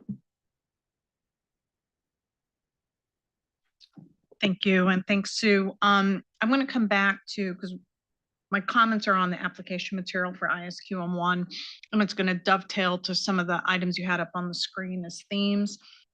I thought there was an opportunity in A29C, A29D, and even in A29G. And the two first ones, C and D, that's where you're giving some guidance as to how to determine if it is, as you're evaluating that public interest. I thought there was an opportunity to weave into there the alignment to the decisions you're making from an independence perspective, which is one of the themes that we saw up there. I'm with Julie that I don't think we want to end up where you have an inconsistency under the independence rules versus, I'll call it the audit rules, where you're treating an entity differently. So I thought there might be an opportunity to weave in particular to A29C and D, some commentary about, as you're doing this evaluation, it should be consistent with your evaluation you're making for independence purposes. One of the other topics that you had brought up there as a theme on A29G, it's one of those sentences that again starts off with, it was a comment about who's making the decision as to how to treat the entity. And this gets to your hierarchy that you talked about, the firm all the way down to the engagement partner. I thought there could be an opportunity within this sentence to tighten up who is actually making that determination, but it sounds like you may have some ideas how to address that hierarchy. I don't think, and maybe I was asleep during this discussion, but I wasn't aware that, and maybe I was reading the words too literally, I would not want to end up in a position where an individual partner is determining that treatment on an individual engagement by engagement basis. I don't think that would be helpful. And I think that would result in more inconsistency than we're really trying to achieve. Thanks. Wendy? Thank you, Tom. And Diane said that really well. I'm a little confused how we're doing this, but we're still in 16 and 18 and anything else in ISQM1, right? Just ISQM1, yeah. Okay. So we've already talked about how the construct might be confusing because there's a definition and then there are requirements. So I did send in a recommendation that perhaps 18A and 18B could be combined and then address what is in the definition where it says the categories of entities are more explicitly defined, or this is under D, sorry, under 16AD, there's a hanging sentence that says the categories of entities are more explicitly defined or added to as required by paragraph 18B, but I couldn't really find it in 18B. So I combined in my recommendation 18A and B and hopefully resolve the explicit confusion that my reach out group had. And again, I also go back to the word standards in my recommendation from professional requirements. But you did, Sue, if you did say there was a footnote on that, so I'll go back to that later as well. Thank you. Ada? Thank you, Tom. Yeah, I'm probably piling up a little bit on comments that for example, Diane just made, but I'm slightly different slant. So in reading A29C, I was just struck by this being some sort of an implied requirement that the auditor needs to consider the extent of public interest in the financial condition of an entity. And I know this text comes from 400.9 from IAASB, but as you work through this, these factors will only be considered as part of A29G. So I was wondering whether these could be from a geography point of view and also from a requirement or application material point of view be purposed together. And I think you already had it up on the board as a theme, Sue, but this was, I feel fairly strong about this. Same comment I'll have with respect to, 200. So I'll just make it now here. Thank you. Josephine? Sorry, I'm just going to pop in on, apologies, Wendy, but I'm just going to pop in on the points where It's suggested to, in terms of structure, layout, and where you've mirrored with the IAASB code, maybe tweak that, change that. But where it's mirrored, I would recommend we do not change it or tweak it. I understand D of the definition, totally understand that, but we leave it in the same layout, we leave it in the same structure, because to Diane's point, you're considering this vis-a-vis your considerations for independence. If it looks and feels differently, it will feel like it is different, and it is a very different decision. And but ultimately, we're just trying to marry these together as far as possible. So I would recommend keeping it as straightforward as possible and aligned with exactly how we see it in the IAASB code as far as possible as well. That's gone through consideration, due process, finalization, and so tweaking now or changing layout, it just makes people think there's something different here. So I just wanted to make that point. So in which case I support the way that you have it, where it's aligned with the IAASB code. Thank you. Eric? Thanks. And I guess I'm trying to follow the discussion here, and maybe I've got lost part of the way through, but there's a couple of suggestions. I think Diane and also Edo around whether or not the auditor should be moving to decide what a public interest entity is when it's different from the independence requirements. And I was getting a bit confused there because I thought when I read the, and maybe I'm getting confused with the differential requirements, but it just seems to me that we are asking the auditor to consider whether there are entities that should be treated as public interest entities when they're not necessarily covered by the independence requirements. I'm not sure, maybe I'm just not understanding the principles here. So maybe someone could just explain what we're really trying to achieve. Want to intervene, Billy? Well, in terms of what we're trying to achieve is, remember, we've never had a definition of pi in our standard. So we're introducing the definition of pi, and then that definition goes together with a construct of an objective and a purpose for why you would have differential requirements that would only apply to pi. And that is what we've introduced. That is what we've introduced here, is to say, in what circumstances would we have differential requirements that would only apply to certain entities. So I think that was the overarching principle of bringing it in here, because remember, the code worked from the perspective of there are certain entities where there's a significant financial interest in the financial condition, significant public interest in the financial condition of the entity. And therefore, for those entities, there's a heightened expectation regarding the auditor independence in those cases. It's not a different level of independence, it's just a higher expectation about that level of independence. And equally, so that's with the independence lens. Equally on our side, it is the quality lens.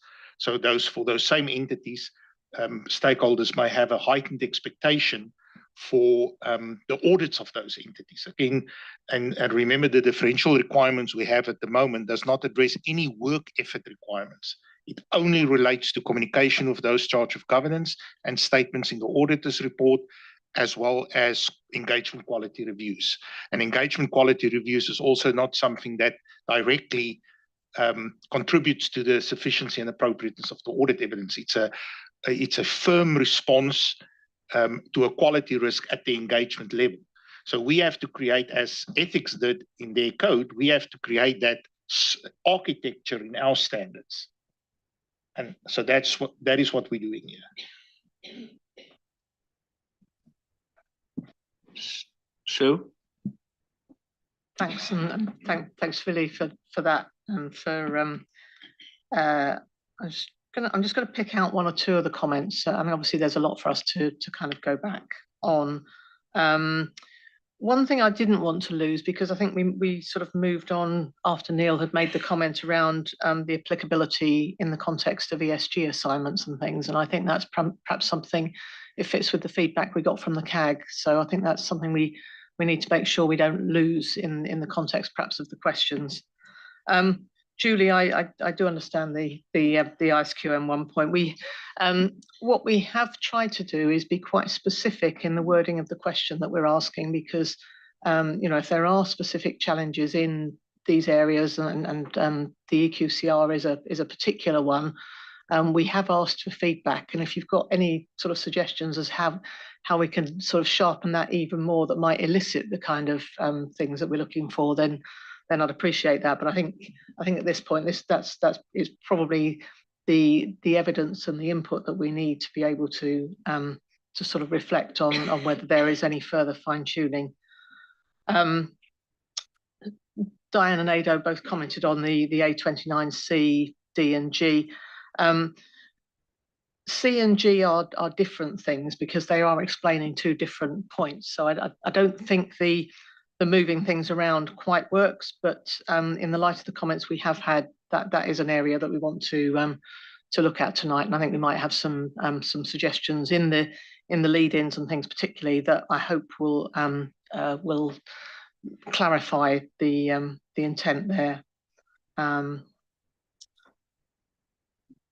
think that's probably it, Tom.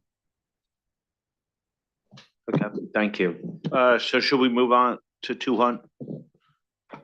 You want to come in, Billy? Yes, please. I just want to make sure, because again, I'm just conscious that we don't have many attempts at this. So I need to make sure that there's nothing else. So remember, we had a few comments on paragraph 18A and B.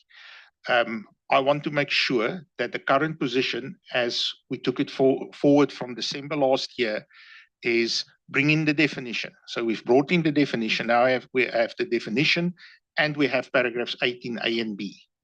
Our board members, and I know there might be different views, but the task force needs direction. Do we keep with that approach, or do we deviate from that approach? I think the preference would be we were responsive to what we heard in December last year. That's why we did it this way. So we need to have clarification on that. And then there are a number of comments to the application material paragraphs in A29, which I think, based on the comments that we've heard, two main things is Ado's point about, are we creating an expectation about who considers those factors? And I think we can address that. And Diane, supported by a few other members, in terms of linking it to the determination you make under relevant ethical requirements. Just want to make sure there's nothing else and that everybody is happy that we keep 18A and B together with the definition. Yeah. Just one thing I wanted to point out is looking now at A29E, is the ability for laws and regulations, professional requirements to more specifically define what we've put into A through to C.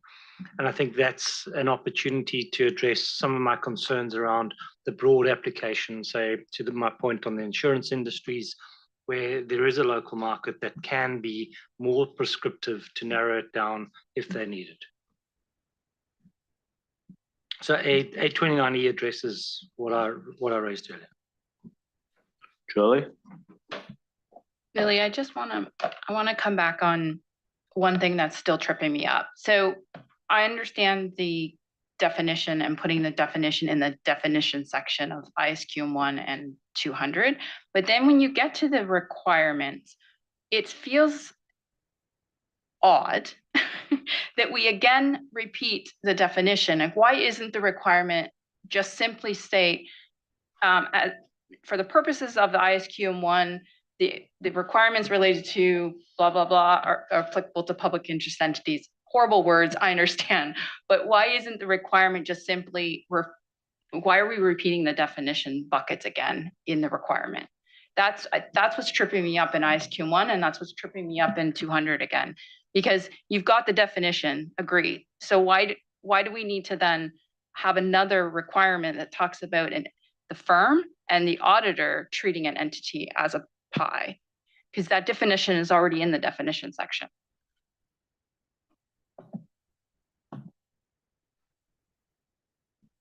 Cool. So I think, and please jump in, I think what we were doing here is this construct is the same as in the ethics code. So they also have it in definition and here. So that was the reason why it was presented like this. But that's precisely why I'm asking the question. Because in the end, we also have to consider, does it have any implications? Is it driving behavior that we don't want, and which would be very valid? But that's why I'm asking the question. If a lot of board members feel that way, then we need to do something about it. But if the majority of the board members tell us it's fine to leave it as is, then we don't need to do anything about it. So that's why I just want to be clear on the direction. Now, yes, but the reason we did what we did is that it aligns with the IAASB, right? And so I guess the question is as Diane raised this too, I thought at one point, is like the alignment in and of itself has a value. People will question why we don't align.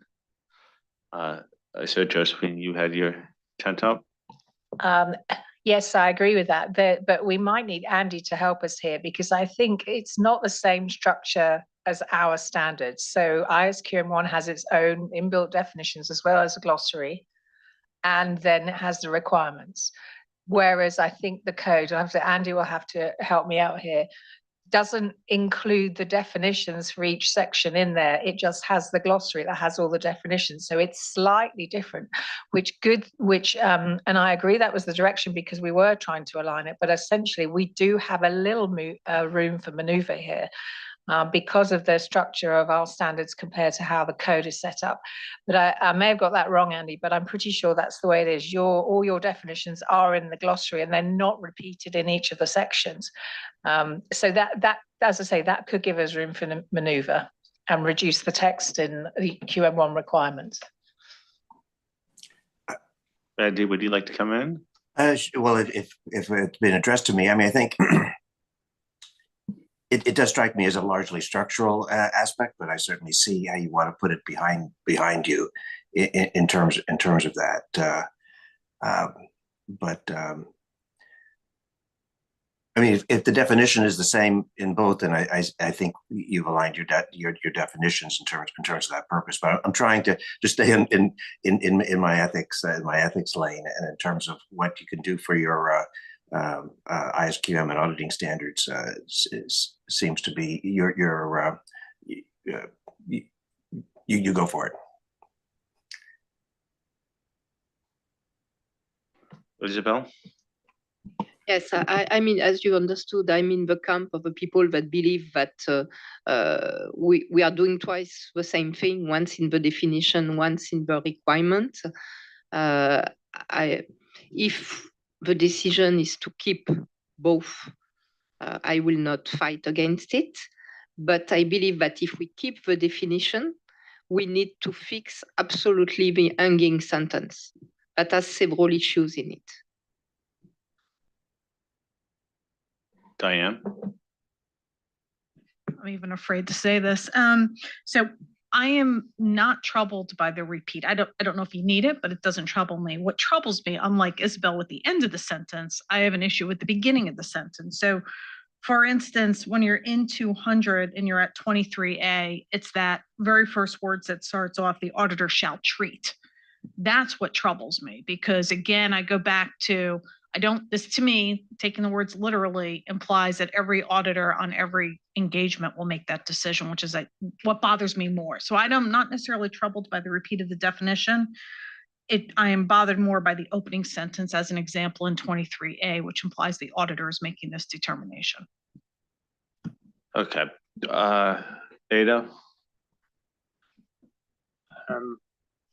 So subject to comments we made on the definition itself, I can live with a repetition. Not in favor of it, but I can live with it. I just think it's bad drafting.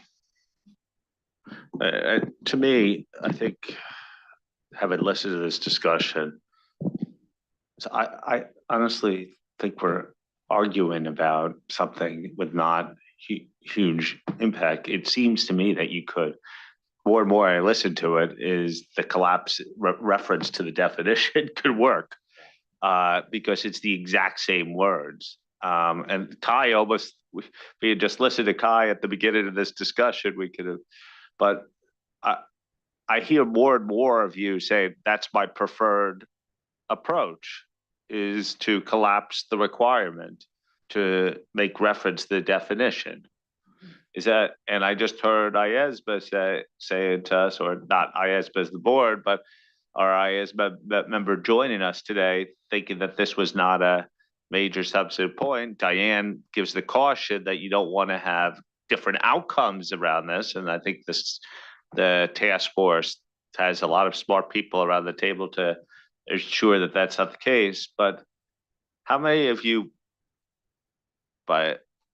feel like it would be better to collapse the requirement to make reference to the definition, which basically says the exact same thing?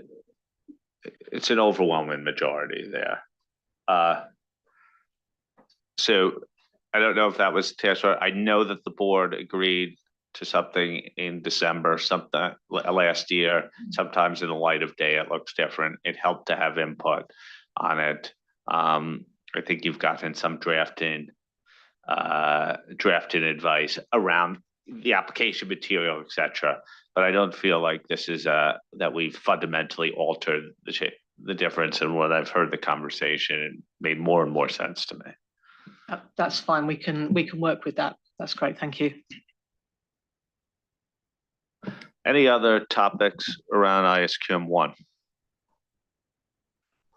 So were there issues that you had in your themes on ISQM 1 that we didn't surface here?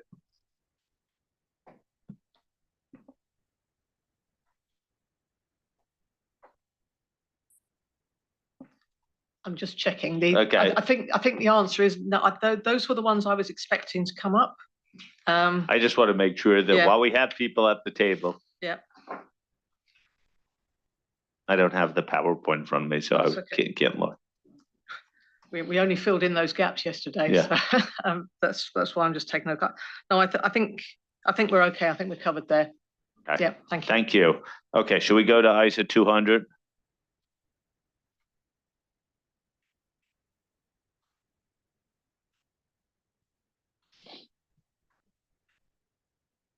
Tom, can I just say clearly there will be points from ISQM 1 that will flow through into 200, and we will, we'll deal with all of that. Yeah.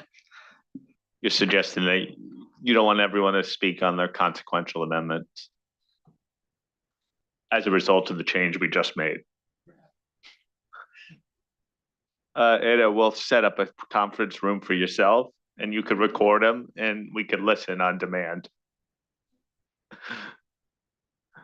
Okay. I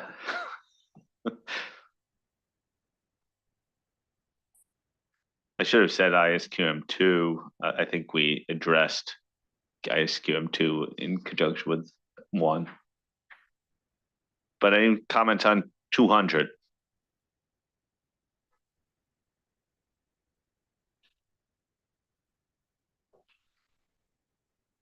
Let's go. Should I dare say the rest at this point?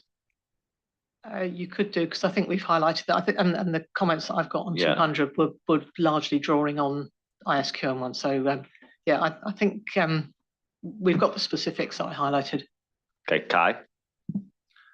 Thanks, Tom. I have one comment relating to ISA 200, in this case, paragraph 23A, because it's duplicate of the definition. The wording could be shortened to state the firm shall treat an entity as a public interest entity for the purposes of the ISAs when it meets the definition of a public interest entity set forth in paragraph 13 little l(a). Thanks.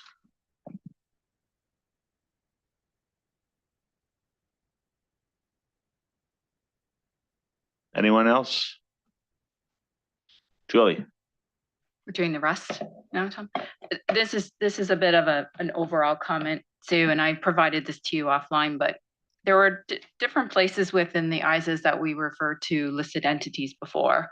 And sometimes we were referring to them as, in comparison to small versus large. Sometimes we were using laws and regulations specific to listed entities. Those are a couple of examples that I remember. And we've swapped out listed entities for public interest entities, which might be fine, but I don't know in all cases we've tracked down whether or not that's true.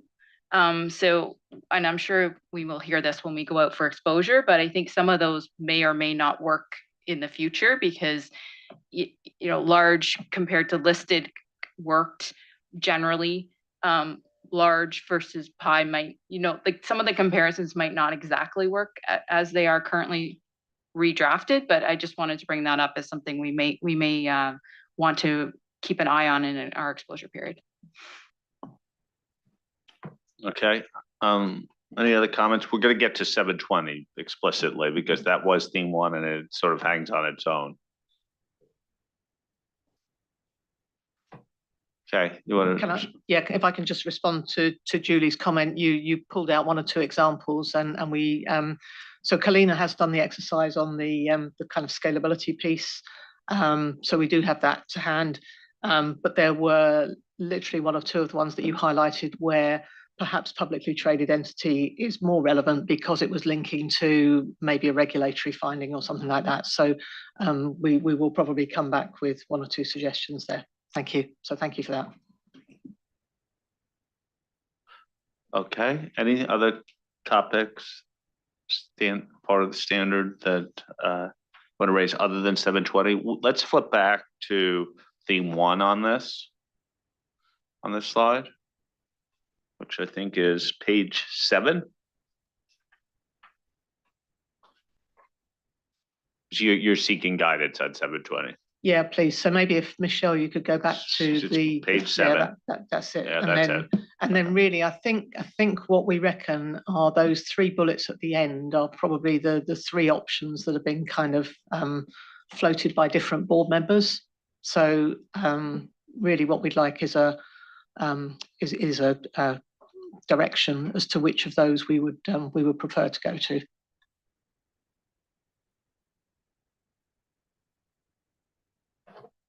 Diane?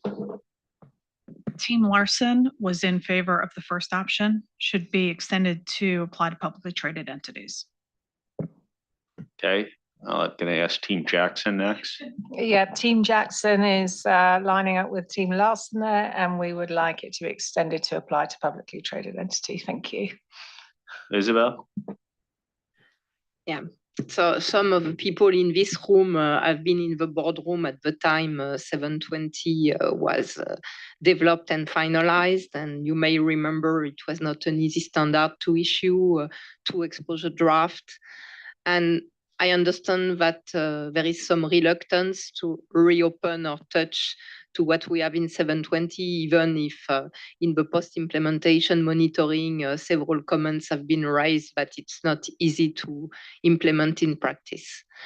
However, on the other hand, I see that ISA 720 is not part of the proposed work plan that we have, so we don't have any intention to reopen it in the next years. So probably the question on what to do on this specific point is relevant. I don't have a very strong view on what should be the direction, but I think that we need to be very transparent in the explanatory memorandum on why we did what we are proposing and raising a specific question to ask respondents if they agree with what has been done and or if not, what is their proposed way forward. There may be unintended consequences in expanding this requirement. I have no clear view on that, but being very clear on what we propose and asking questions will probably help us determine what to do. Eric? Yeah, I think I'm where Isabel was, basically because as she mentioned, it doesn't look like we'll be touching 720 for quite some time, and not sure what the consequences of moving to publicly traded entity would be, and I think we need to find out. So I would be supportive of that approach. So Eric, just to be conscious, you don't mind moving a publicly traded entity, but you would have to ask for the if there are explicit unintended consequences. All right, okay, that's very helpful. Edo? So I'm in that same camp. It seems logical to broaden it to publicly traded entities, but what did we not see? And so a specific exploration through the EM seems to be a sensible solution from my point of view. Wendy? Okay, so now we have at least three camps, but I am in the Eric and Ado camp. Do want to understand or comfort that there aren't other unintended consequences. And we actually did not comment on that, but given the discussion, I did want to weigh in. And then I have a question on the, did we talk about ISA 210 or did we just kind of say? We had an opportunity to talk about it. Let's deal with 720. We'll come back to comment on Okay, 210 in a thank second. you. I actually don't see any two camps on this one so far. I hear everyone's in the first camp. To this point, it should be extended to publicly traded entities, but we should be fulsome in our ask to see if there are unintended consequences from this. My understanding is that there has been some work done internally on this discussion. Kalina, did you do any look into this issue at all? Is that Kalina? So the issue was looked into while the auditor reporting standards post-implementation review was ongoing. And there were concerns there that some of the smaller listed companies or other listed entities as may be captured into the category may not have the same structured process for this other information. So now with the changes to the PTA definition, that would probably also be the case, maybe in more circumstances. We'll have to see. Okay, but it's not something that we shouldn't see comment on. So I think you've got a pretty clear guidance that people lean in favor of that first bullet, but it will be explored with respondents on exposure too, with this very targeted question. Yeah, no, that's helpful, and I think we'll maybe reflect because IAASB obviously did some work on what entities would come in and go out, and that may influence the sort of the lead into the unintended consequences element there. So yeah, I think so long as nobody else has an allergic reaction, we have a way forward, so we can draft on that basis. Billy? Yeah, so I think just that on that last part that you said, I think it is very important to realize that there are two different ways that are being explored for two different reasons. The reason why the task force kept it as listed entity was because we said because of the issues with 720, we don't want to expand the scope of 720, and that's why we wanted to keep to listed entity. I can see the attraction to change it to publicly traded entity, but then the drive is we're changing it because publicly traded entity is a replacement for listed entity, but that has implications. Certain entities will fall out. So for example, under the publicly traded entity definition, the financial instruments must actually be actively traded. So you will no longer capture entities that are dormant. However, other entities come in because under the publicly traded entity definition, it is not limited to only listing on a primary stock exchange, and it's not only shares and stock. It's all financial instruments.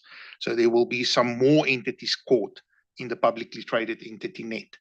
And I think that, Ado, is probably what you want us to explain in the EM. Okay. Yeah, but I also think we could make the strong case, in addition to just pure alignment, that's more consistent with the public interest concept of whom you would want to have this additional disclosure with. Like a dormant, I'm not so interested in a dormant activity. So I think that's a good clarification, really. Thank you for raising that. Should we go back to the 210 point? It's a really minor point. Okay. Sorry. It's a really minor point, but I don't remember if we discussed a year ago whether or not we needed to touch ISA 210 to contemplate voluntary pies and having that set up in the engagement letter from the start. So I think application material is fine. But I would, if I was applying this, I know that I would want in my engagement letter the agreement on a voluntary pie with management.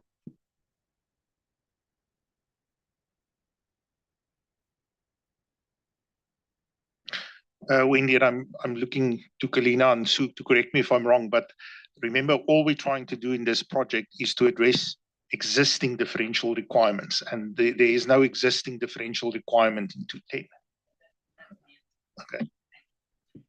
Yeah, no, I was going to say the same, really. I think, I think it's within the remit of this project. While it might be helpful, it's out of scope, I would say. Isabel? Yeah, I wanted to react to what Wendy has just said, because maybe I have missed something. I'm surprised that we would want the approval from the entity on the fact that we are treating the entity as PI, because to me, it's an auditor's determination and it's part of the auditor's responsibility. And whether the entity wants it or not, it's our responsibility as auditor, I believe. And so I would not ask them for approval on that decision. It wasn't about approval. It's just in the section where we talk about our responsibilities. I think it might be appropriate to put there, but firms can decide.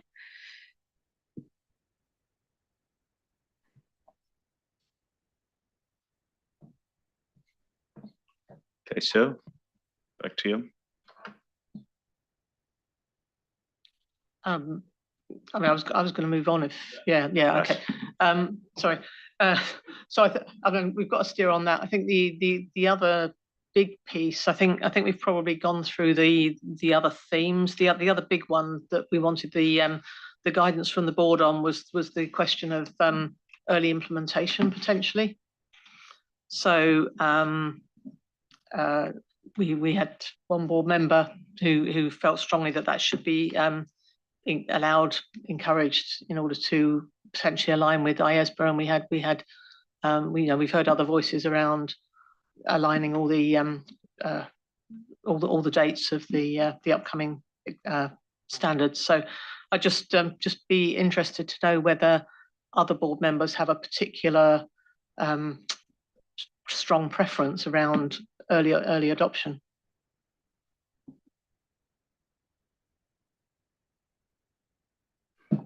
Diane?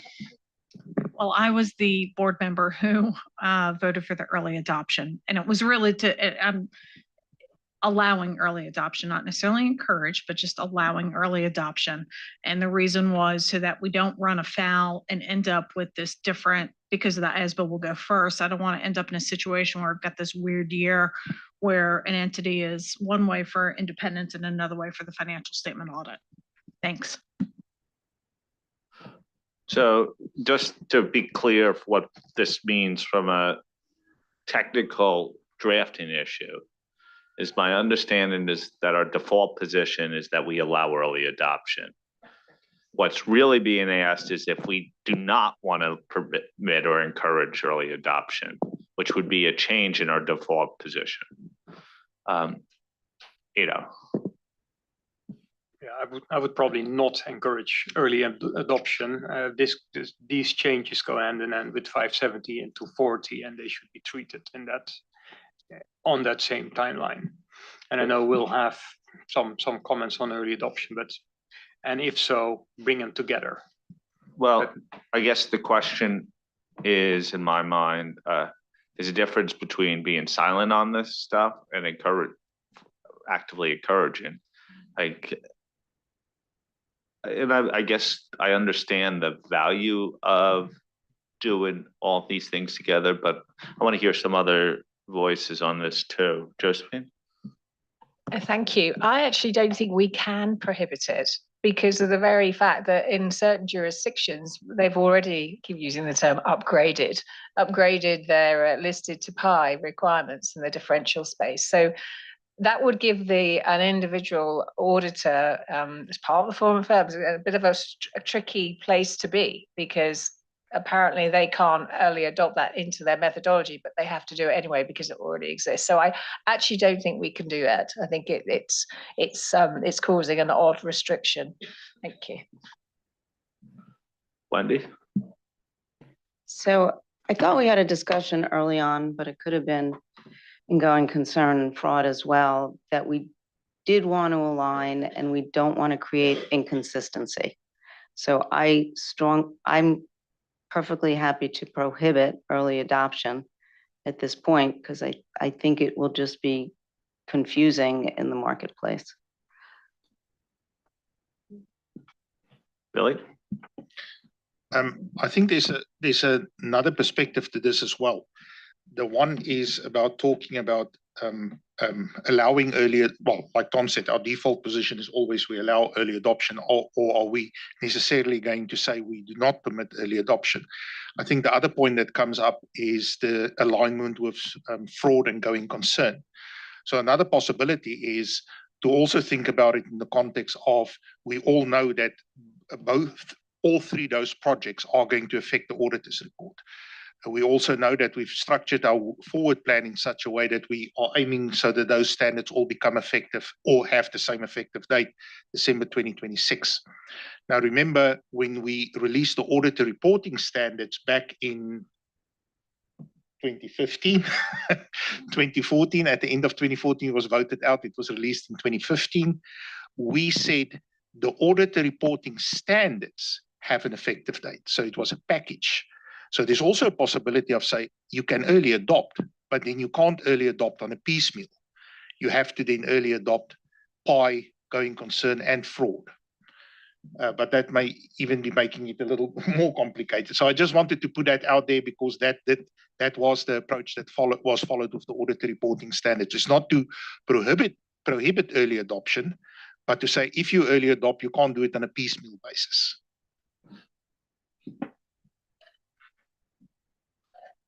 So if we take a position that against a prohibition of early adoption, that is a strong board position in my mind. It's intentional, like we're making a statement. Our default position is that early adoption is permitted. One of the things we're trying to do here is align effective dates of those three standards. And we don't determine the adoption date in particular jurisdictions anyway. So I guess I personally, this is my personal view. One could be like, we're silent on this point and say that we believe that they together form a package and have the effective dates align ultimately. And if a jurisdiction X wants to do something, particularly to align with the ethics standard, shouldn't it be up to that jurisdiction? I asked that question. So, and that probably reflects the discussion we had at the task force, is that our normal position would be to be more explicit and say that with the early adoption is permitted or whatever. I mean, Josephine, to your point, I'm not sure you can prohibit, but our conclusion was that by being silent, that was moving away from the sort of the well, encouragement probably isn't the right word, but it is being more open about the early adoption piece. So it was a positive decision to be silent, if that makes sense, and that's probably where it would be helpful to get the feedback from as to whether whether board members would be happy with us being silent, or whether we want to kind of explicitly tease out a little bit more about the effective dates of that package. Does anyone feel strongly on this? People happy with Sue's articulation of the task force's position? Okay, I think we now have our board support for your position, and silence is golden. I don't have any further specifics, Tom, on the package, unless anybody else has any further points they'd like to raise. Any other points that you want to raise before the task force goes back? Julie? You say the package, you also include the EM in that, or no? Not specifically, no. Actually, I was thinking of the standards themselves at this point. But if you've got comments on the EM, that was going to be my next point. Actually, was really just to say, as Tom highlighted, we would probably work on that. There have been some very helpful suggestions, so we will pick that up. We've had a couple of suggestions that have come out of this, and clearly we need to work on sort of maybe fine tuning one or two of the questions. But if there's anything specific that anybody wants to raise on the EM, I guess now is probably the time to do it. If we are then to sort of go ahead and finalise it. Yeah, we should. Well, we talked about the EM. We're not talking about drafting here. Are there topics that need to be explored in the EM that were not there, or topics that you would want to reframe for the EM? Okay, and drafting comments could go directly to the task force. Oh, that really excited people. Sachika. Thank you, Tom, and thank you, Sue. I have a comment about the interdependency between three exposure draft, and thank you very much for Sue, your explanation. I was one of the board members who commented about it, and I really like the solution about fraud perspective that is explained by Jasper previously. And with respect to going concern, I have one observation. Thank you, Sue. Your explanation is very helpful. I know that there was a question in the going concern exposure draft that talk about differential requirement and asking whether it should be a listed entity or extended to more. But I think at least some explanation about going concern proposal is needed in this EM to PI exposure draft as well, because I think people did not necessarily respond to that question considering the PI proposal as a package. So therefore, I think some explanation help so that people can respond to think about everything together. That's my view. Thank you. Thank you, Sachika. Julie? So my comment fits into I think we might need something a little bit more in the EM, and it's because in the table on paragraph 15, you've sort of laid out the areas for which the differential requirements are there and the references to the paragraphs in the ED, but I didn't see any discussion in the EM on the topic of name of the engagement partner. So I just wonder if we need a paragraph on that as well. Eric? Thanks. I just wanted to raise one more comment, which was really around the exposure period, which is, as I understand it, set for 90 days. And, when we've been discussing this in my jurisdiction, there's some pretty significant implications of these changes, not only needing time to evaluate what the local jurisdiction definition should be, but translating the materials and taking time to expose them for comment. So just wondered if there was any opportunity to use 120 days instead of the shorter 90-day period, because these are not the most straightforward changes. I don't have a sense of the implications for the work plan. Josephine? Thank you. So my only caution is that with the questions, some of them, when I read them, it felt to me like they were opening up the IAASB code again in terms of agreeing with the overarching objective. We've already agreed that. So it possibly just the way that you're trying to obviously focus on our standards and the changes we've made, but I think just be really careful. It's not going to be helpful to you where people comment where they, you know, when they've already commented and that's already gone through due process. Thank you. Billy? So maybe just on the exposure period. So I think what was originally what caused us to recommend the 90 days is that this is a narrow scope project in terms of the changes to the standards. But I hear what Eric's saying. It might be narrow scope in terms of the actual changes, but the implications of those changes. But we were also mindful of the fact that the ethics code is already out in the market, and people would be working with that in terms of, because our definition of PI is not going to be different. And so we took that into account, and that's why we decided on the 90 days. The implication from a work plan point of view is if we were to go to 120 days, then that will effectively push the project out by a quarter, because you can't come back. You don't have enough time to bring the comments back to the board meeting that we intended now if you lose a month. So that would, Tom, to your point, the implication of the work plan. Which means, yeah, let me rather look at my spreadsheet first, but that's just the initial reaction. And when he says spreadsheet, he means spreadsheets. They all built up.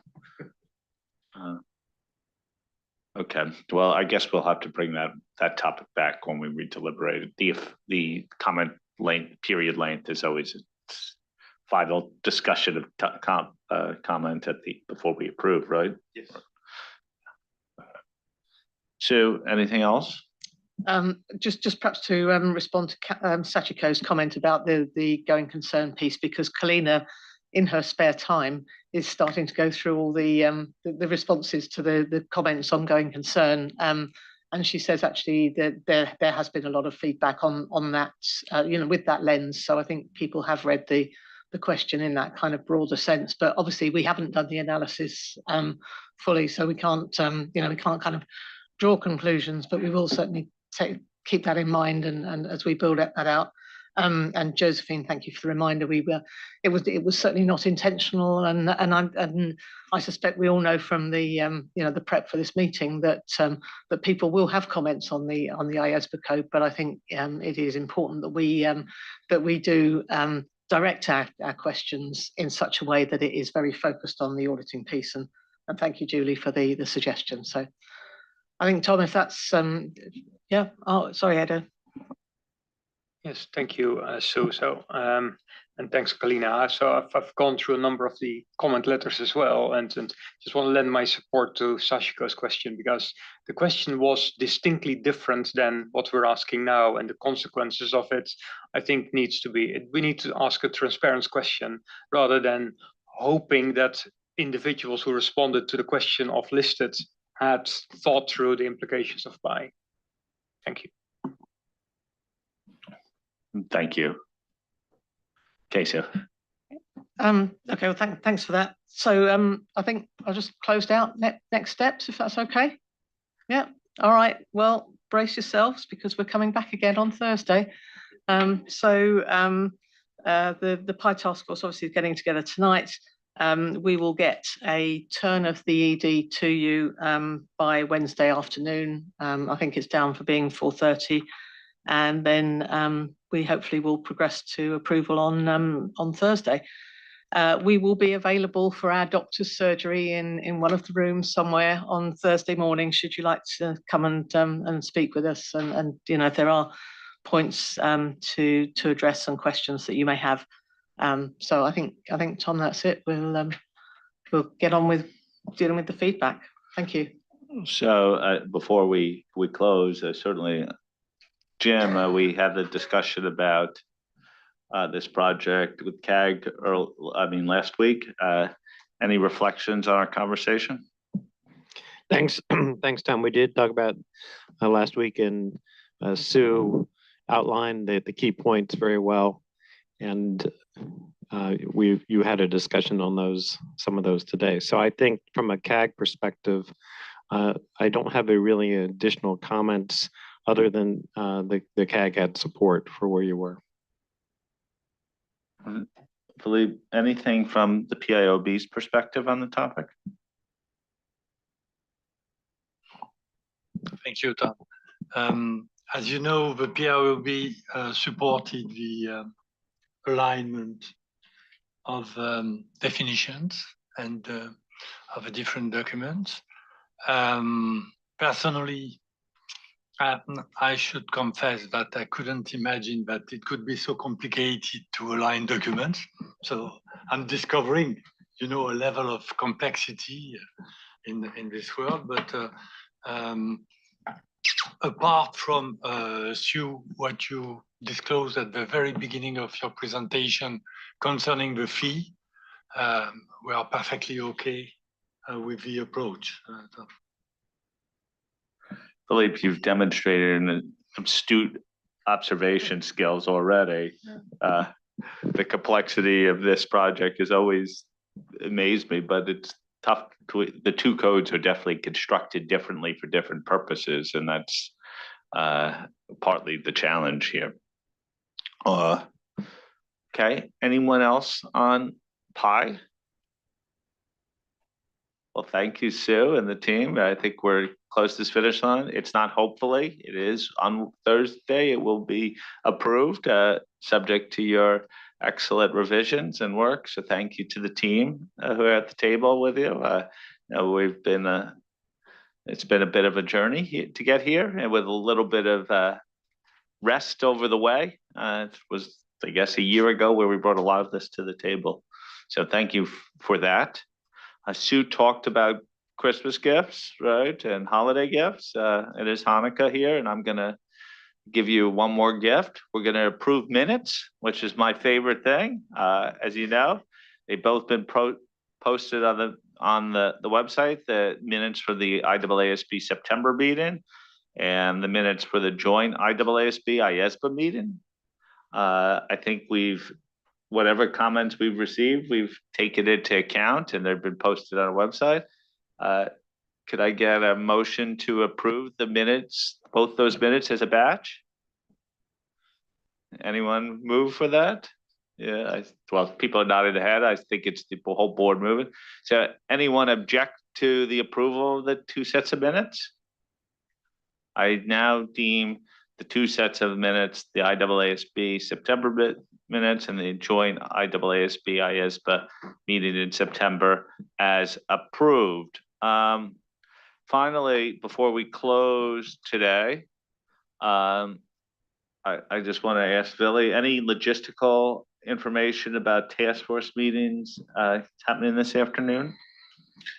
There are two task force meetings. I think the fraud task force is meeting in the green room, and the PI task force will be meeting in the orange room.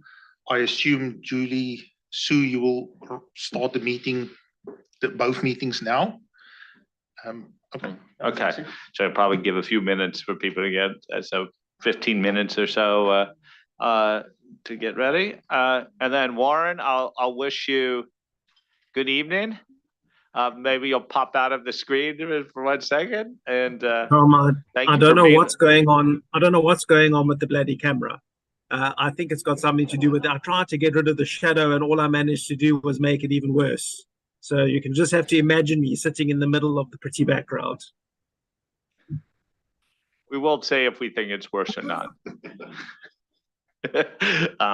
Okay, have a good night, evening, Warren. Thank you for staying with us till late in the evening. Thank you, everyone. Thank you to all the observers for today, and we will reconvene tomorrow morning. Note, it's not 9 o'clock, it's 9:30 a.m. So enjoy that extra half hour. Thank you.